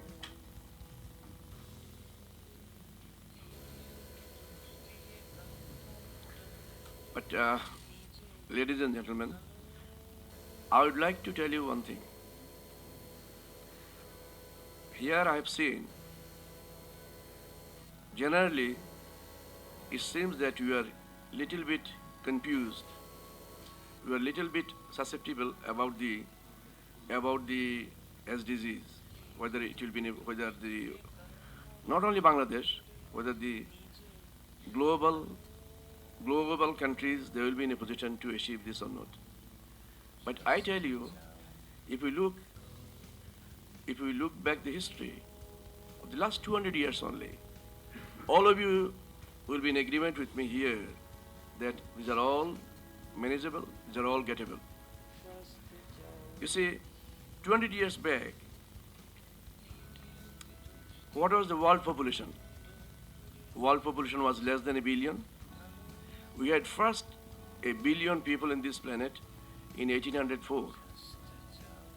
Then you had the 2nd billion in 1930. In the last 85 years, between 1930 and 2011, so in about 85 years, there was another 5 billion people added to this planet. It has you will find everything is linked up one another. Now, when 200 years back, say 200 years back we had 1 billion people. How many people are educated? What was the education level? None were educated in this planet. None. And what was the poverty level? How many people are hungry at that time? 85%. Of the 1 billion people, 85% were hungry people. So no education and no food. And what was the growth? 200 years back, the growth rate, yearly growth rate was 0.05%. That means 5% growth in 100 years. Now, none in this planet who are mentionable, none are growing less than 5% a year. So imagine, so there's a big difference. If nobody does anything, if everybody leaves everything as it is, even then in next 50 years time, nobody will be hungry people in this planet, and nobody will be uneducated. It cannot happen like that. Following the historical trend, it will move forward. Now, Excellencies, you will believe with me, you see what we find. In the last 200 years, everything has happened. Now after 200 years, in 200 years now we find when the growth was only 0.05%, now the growth is much bigger. And in 200 years, the growth, the per capita income of the people of the entire planet has gone up by 1,000%. 1,000%. So everything did happen during this time. Now, 200 years back, what was the electricity consumption, electricity and power consumption in the world? In 1820, electricity consumption was only 100,000 megawatt. In 1820, it was 100,000 megawatt. Against that, it is now how much? 5.25 million megawatts of electricity in 200 years' time. 5.25 million. It has gone up by 52 times over this short period of time. Now, for this big number of people, you will have to go for industrialization, you will have to go for higher crop, you will have to have a huge cultivation. So everything did happen.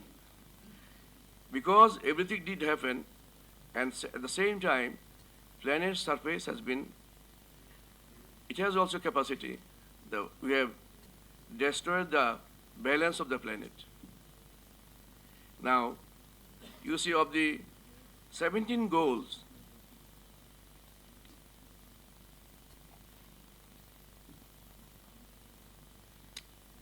I can firmly assure you, of the 17 goals, only one goal is not achievable.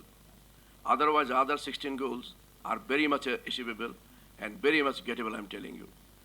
What is the 17th goal? That is, in the goals list, you'll find under the item number 13, take urgent action to combat climate change and its impacts. Here we are in the receiving end. We are not producing any carbon dioxide emissions from Bangladesh. Now then why we are sufferers?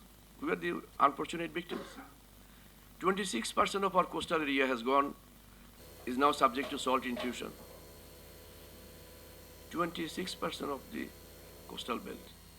We had to have huge expense outlay in order to restore the balance and then to bring back those lands into cultivation again.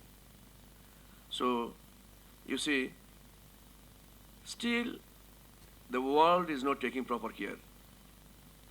During the last 100 years, the climate change has definitely took place, and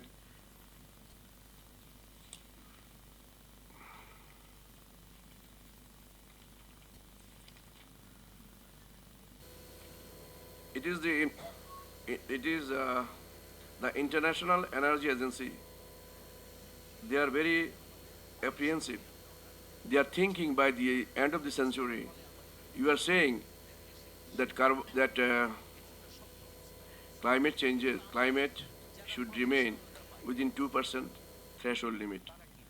There should be no more. There should be no more than 2%, 2% temperature.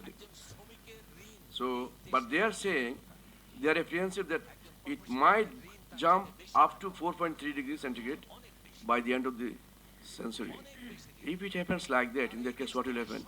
If it is 2%, in that case, Bangladesh survives. If it is even little above than 2%, lot of areas of Bangladesh will go under the water. So this is the area of grave concern for all of us in Bangladesh and also the people who are living below the sea level. You see, now WTO, according to them, 141,000 people, now they are dying every year because of climate change impacts. And according to them, by the year 2050, the number could be 320,000. Now, the people who are concerned with weather, so it is having all-round impact. Now, at any point of time, 500,000 people are on the year.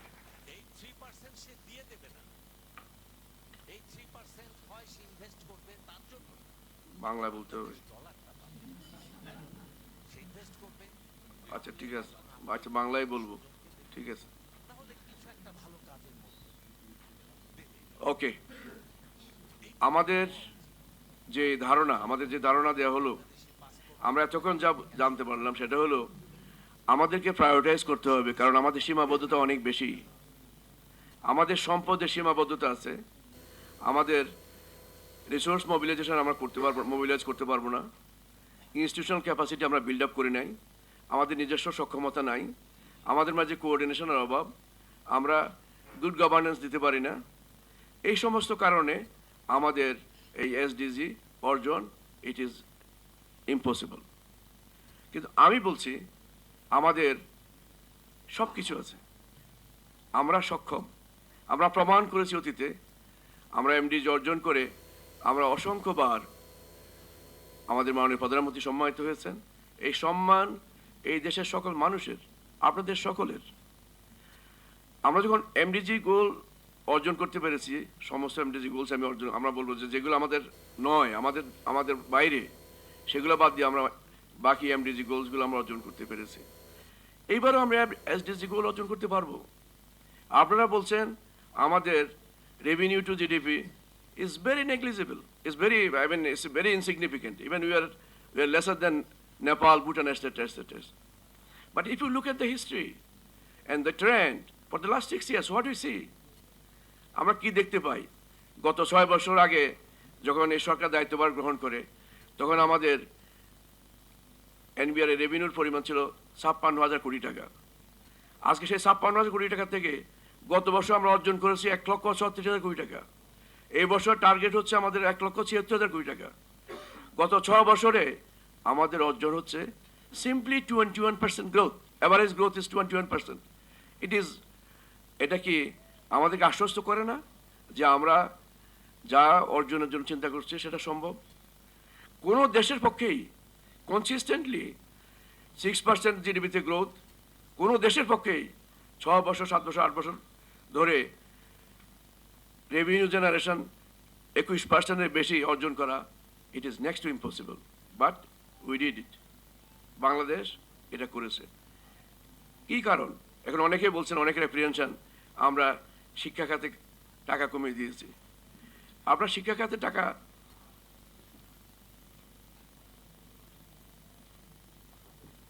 এটা বারবার আমি শুনি যেখানে যাই আমাকে বলা হয় শিক্ষা খাতে টাকা কমানো হয়েছে আমাদের জিডিপি 2% মতো এখন আমরা এই খাতে খরচ করি এটা সত্য নয় আমি এই জন্য বলবো এটা আমাদের সবাই জানা দরকার আমরা সব সফল আমি এই কথা স্বীকার করবো না আমাদেরও ত্রুটি বিচ্যুতি আছে এখন আমাদেরকে আরো এগোতে হবে আমাদের অনেক দূর এগোতে হবে এটা আমি স্বীকার করি এবং আমরা আজকে যে পরামর্শগুলো দিয়েছেন আমি সবগুলো নোট নিয়েছি এবং আমি অবশ্যই আপনাদের ধন্যবাদ জানাবো, বিশেষ করে সিপিডিকে আমি ধন্যবাদ জানাবো তাদের এই সুন্দর একটা আয়োজনের জন্য এবং আমাদেরকে যে সুযোগ করে দিলেন এখানে আমাদের শেয়ার করার জন্য, ওপিনিয়ন শেয়ারিংয়ের যে একটা সুযোগ আমরা পেলাম, সেখান থেকে আমরা অনেক কিছু শিখলাম এবং নিলাম।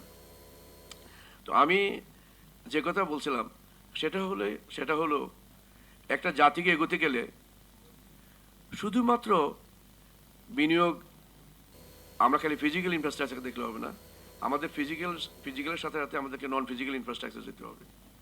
ফিজিক্যাল ইনফ্রাস্ট্রাকচারের মালিক হচ্ছেন, দেখাশোনা করেন এখানে নারাজ দোকান সাহেব, উনি বলছেন, কিন্তু আমি ফিজিক্যাল এবং নন ফিজিক্যাল দুটোই করি। মাননীয় প্রধানমন্ত্রী তিনি ফিজিক্যাল এবং নন ফিজিক্যাল দুটোই করেন। নন ফিজিক্যাল কী জিনিস?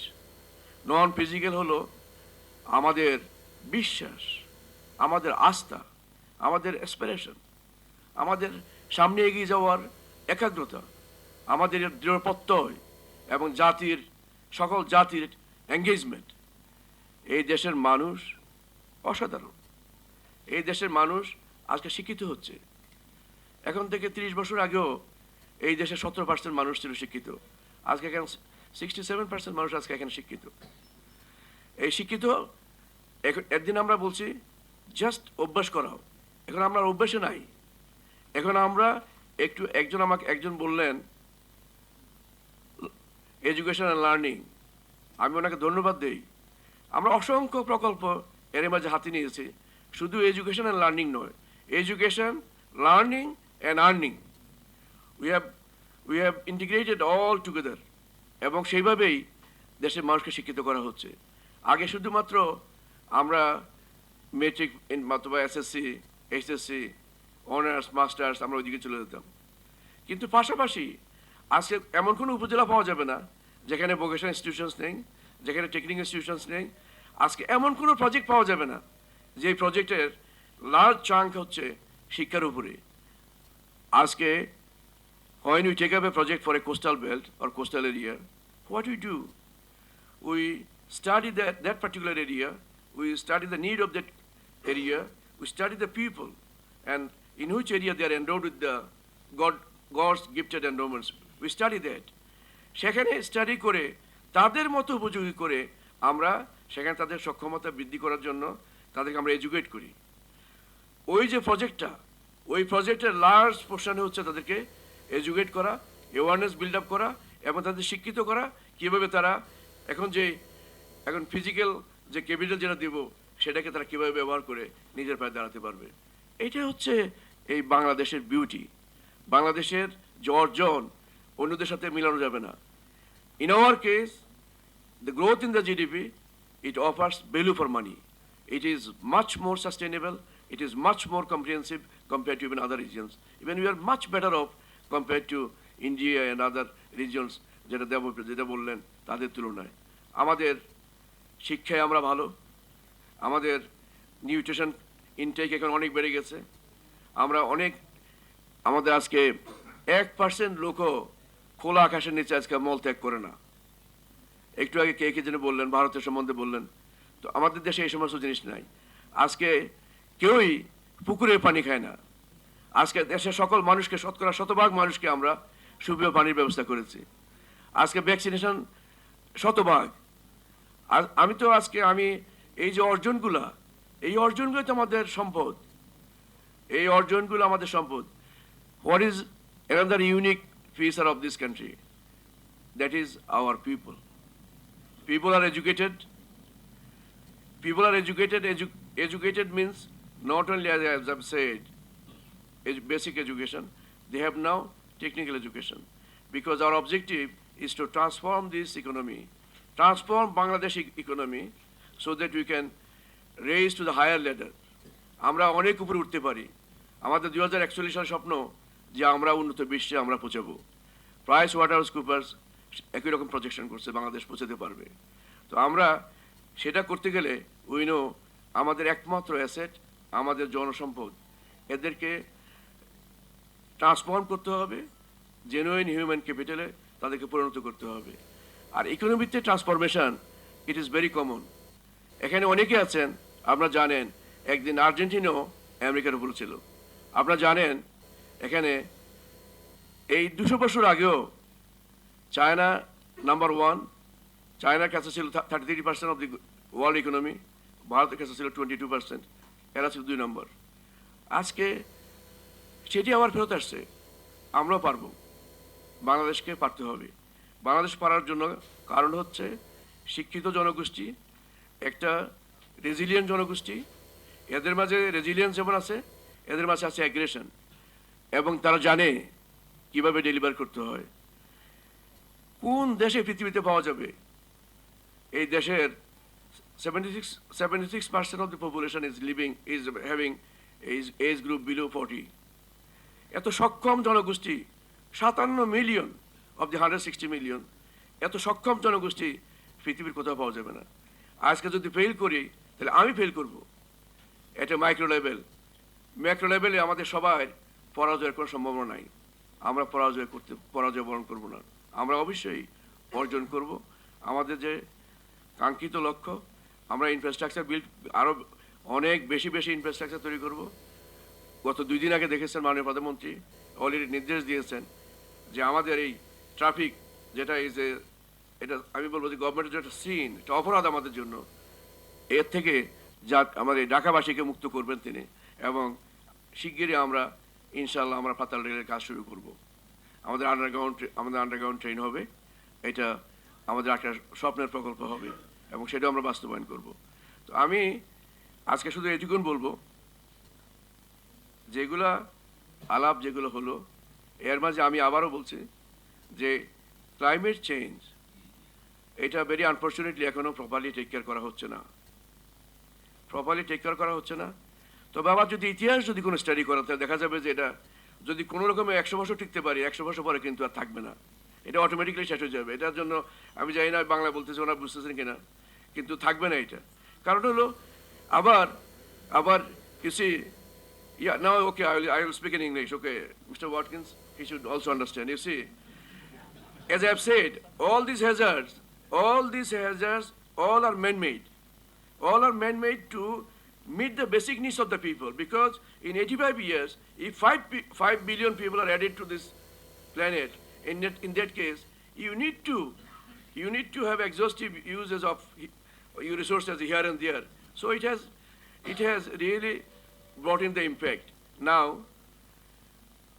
between 63 and 99, or 60 and 99, I should say, precisely, in 40 years, population growth from 3 billion to 6 billion. It was doubled. So, in 40 years' time, it doubled. But next doubling is not coming in 40 years, it is coming in next 200 years. এই বছর 7th 5-year plan যারা দেখবেন, আমাদের 7th 5-year plan যেটা এখন ওয়েবসাইটে পাওয়া যাবে, দেখবেন আমাদের যে আগামী 25, 30 এবং 50 পর্যন্ত আমাদের যে এখন যে আমাদের যে ফুড দরকার, রাইস দরকার, সেই পরিমাণে রাইস আমাদের দরকার লাগবে না। কারণ আমাদের গ্রোথ এখন অলরেডি স্টেবিলাইজড, আমাদের রিপ্লেসমেন্ট লেভেলের সমান কাছাকাছি চলে আসছে। সুতরাং আমাদের খাবারের প্রয়োজন বেশি হবে না। তো সেই জন্য বলছি, যখন খাবারের প্রয়োজন হবে না, মানুষের সংখ্যা আবার কমে যাবে, তাহলে পৃথিবীকে আননেসেসারি আর কেউ ডিস্টার্ব করবে না। এবং সেই জন্যই আবার অটোমেটিক্যালি ক্লাইমেট আবার আগের জায়গায় ব্যাক করবে, এটি হচ্ছে নিয়ম। তো আমি কাউকে কোনোভাবে হার্ট করার জন্য নয়, আমি কাউকে হার্ট করতে চাই নাই, আমি করব না। কারণ আমি আবারও বলবো, I am thankful to United Nations, because তাদের এই ডকুমেন্টটি আমি পড়েছি। এখন যেটা ওয়ার্ল্ডকে করা দরকার, ইউনাইটেড নেশনস থেকে বলা উচিত, it should be made compulsive.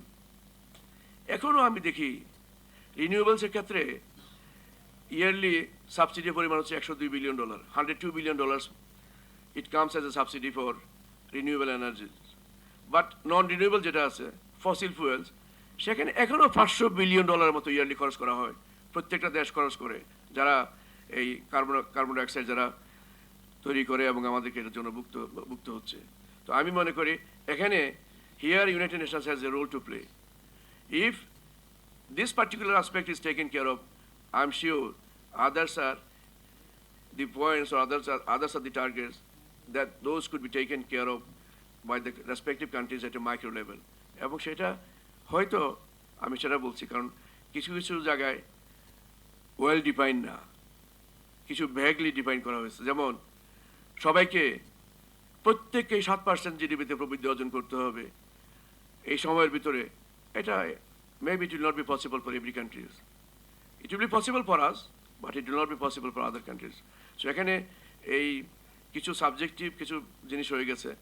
আর আমি মনে করি তারপরেও এটা নাম্বার দিয়ে করা হয়েছে এবং একদম ফোকাস বেসড। আমি মনে করি যেটা যদি আমরা ফলো করি এটাকে কিন্তু আমরা 7th 5-year প্ল্যানের সাথে কিন্তু আমরা কিন্তু অলরেডি কিন্তু আমাদের ধারণাপত্রের সাথে আমরা কিন্তু নিয়ে গেছি। 7th 5-year প্ল্যান ডকুমেন্টে আমাদের দেখবেন যে এই এসডিজির অনেক কম্পোনেন্ট আমরা নিয়ে গেছি। অনেকে বলেছেন আমরা তো সব নেই নাই, সব তো নিতে হবে না, কারণ আমাদের এসডিজি বাস্তবায়নের সময় হচ্ছে 2030 পর্যন্ত। তো 2030 পর্যন্ত আমরা আরও অনেকগুলো 5-year প্ল্যান পাবো, আরও 2টা 5-year প্ল্যান, এটা বেশি গিয়ে শেষ হবে, এরপর আরও 2টা 5-year প্ল্যান পাবো। এবার যেটা মিস করবে, if we miss out anything in that case, definitely that will not be left out in the next 5-year plans. তো আমি এটা আশ্বস্ত করতে পারি আপনাদেরকে যে পরামর্শ যা আমরা দিয়েছেন সেগুলো আমরা বাস্তবায়ন করব এবং এই দেশের মানুষ তারাই আমাদেরকে সেই সুবর্ণ রেখাটি স্পর্শ করার জন্য সাহায্য করবে। আমাদের সামনে একটাই লক্ষ্য, 2030-এর মাঝে আমরা এই দেশকে হাঙ্গার ফ্রি করব, এই দেশের মানুষকে ক্ষুধামুক্ত করব, এই দেশের মানুষকে উন্নত শিক্ষায় তাদেরকে আমরা শিক্ষিত করব। তারা আমাদের মতো যে শিক্ষিত, অন্তত আমার সাথে বেশি নাও কিন্তু আমার সমান শিক্ষিত কিনা আমি চাই।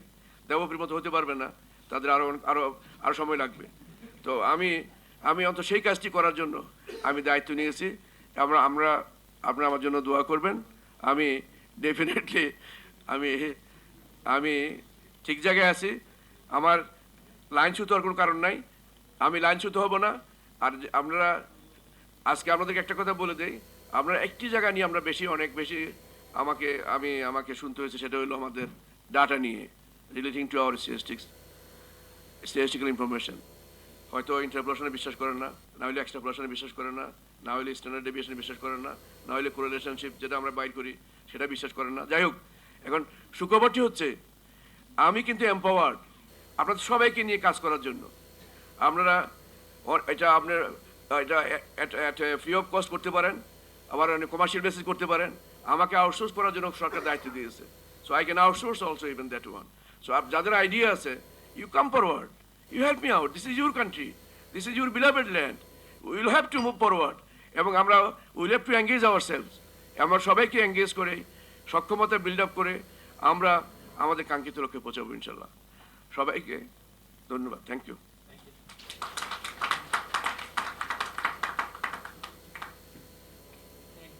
Thank you, Chief Guest, for your address. Now it's my duty to say a few words before I conclude this meeting. I don't want to keep you from lunch very long. I'll have a very brief 1 or 2 minutes to say a few things. The goal 16 that we have talked about is the justice agenda, institutional development agenda. This was something that we have been working on for almost 3 years now. BRAC has put in 2 submissions to the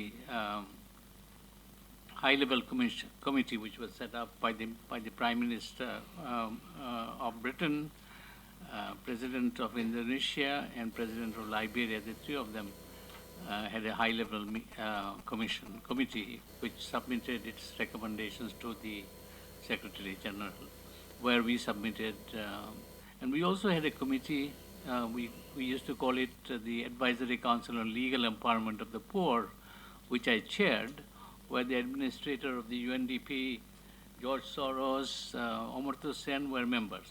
So we worked very hard to get this Agenda 16, this is the justice part of it, to be included in Agenda 16.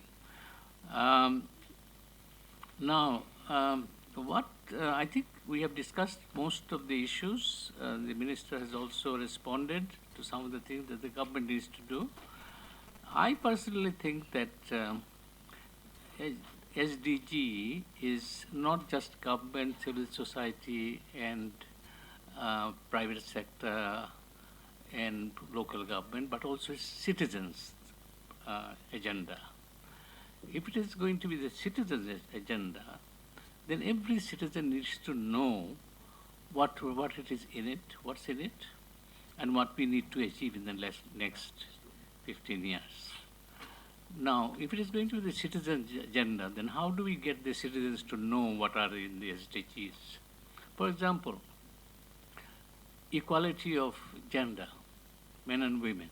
The citizens don't even know how are they going to work for it.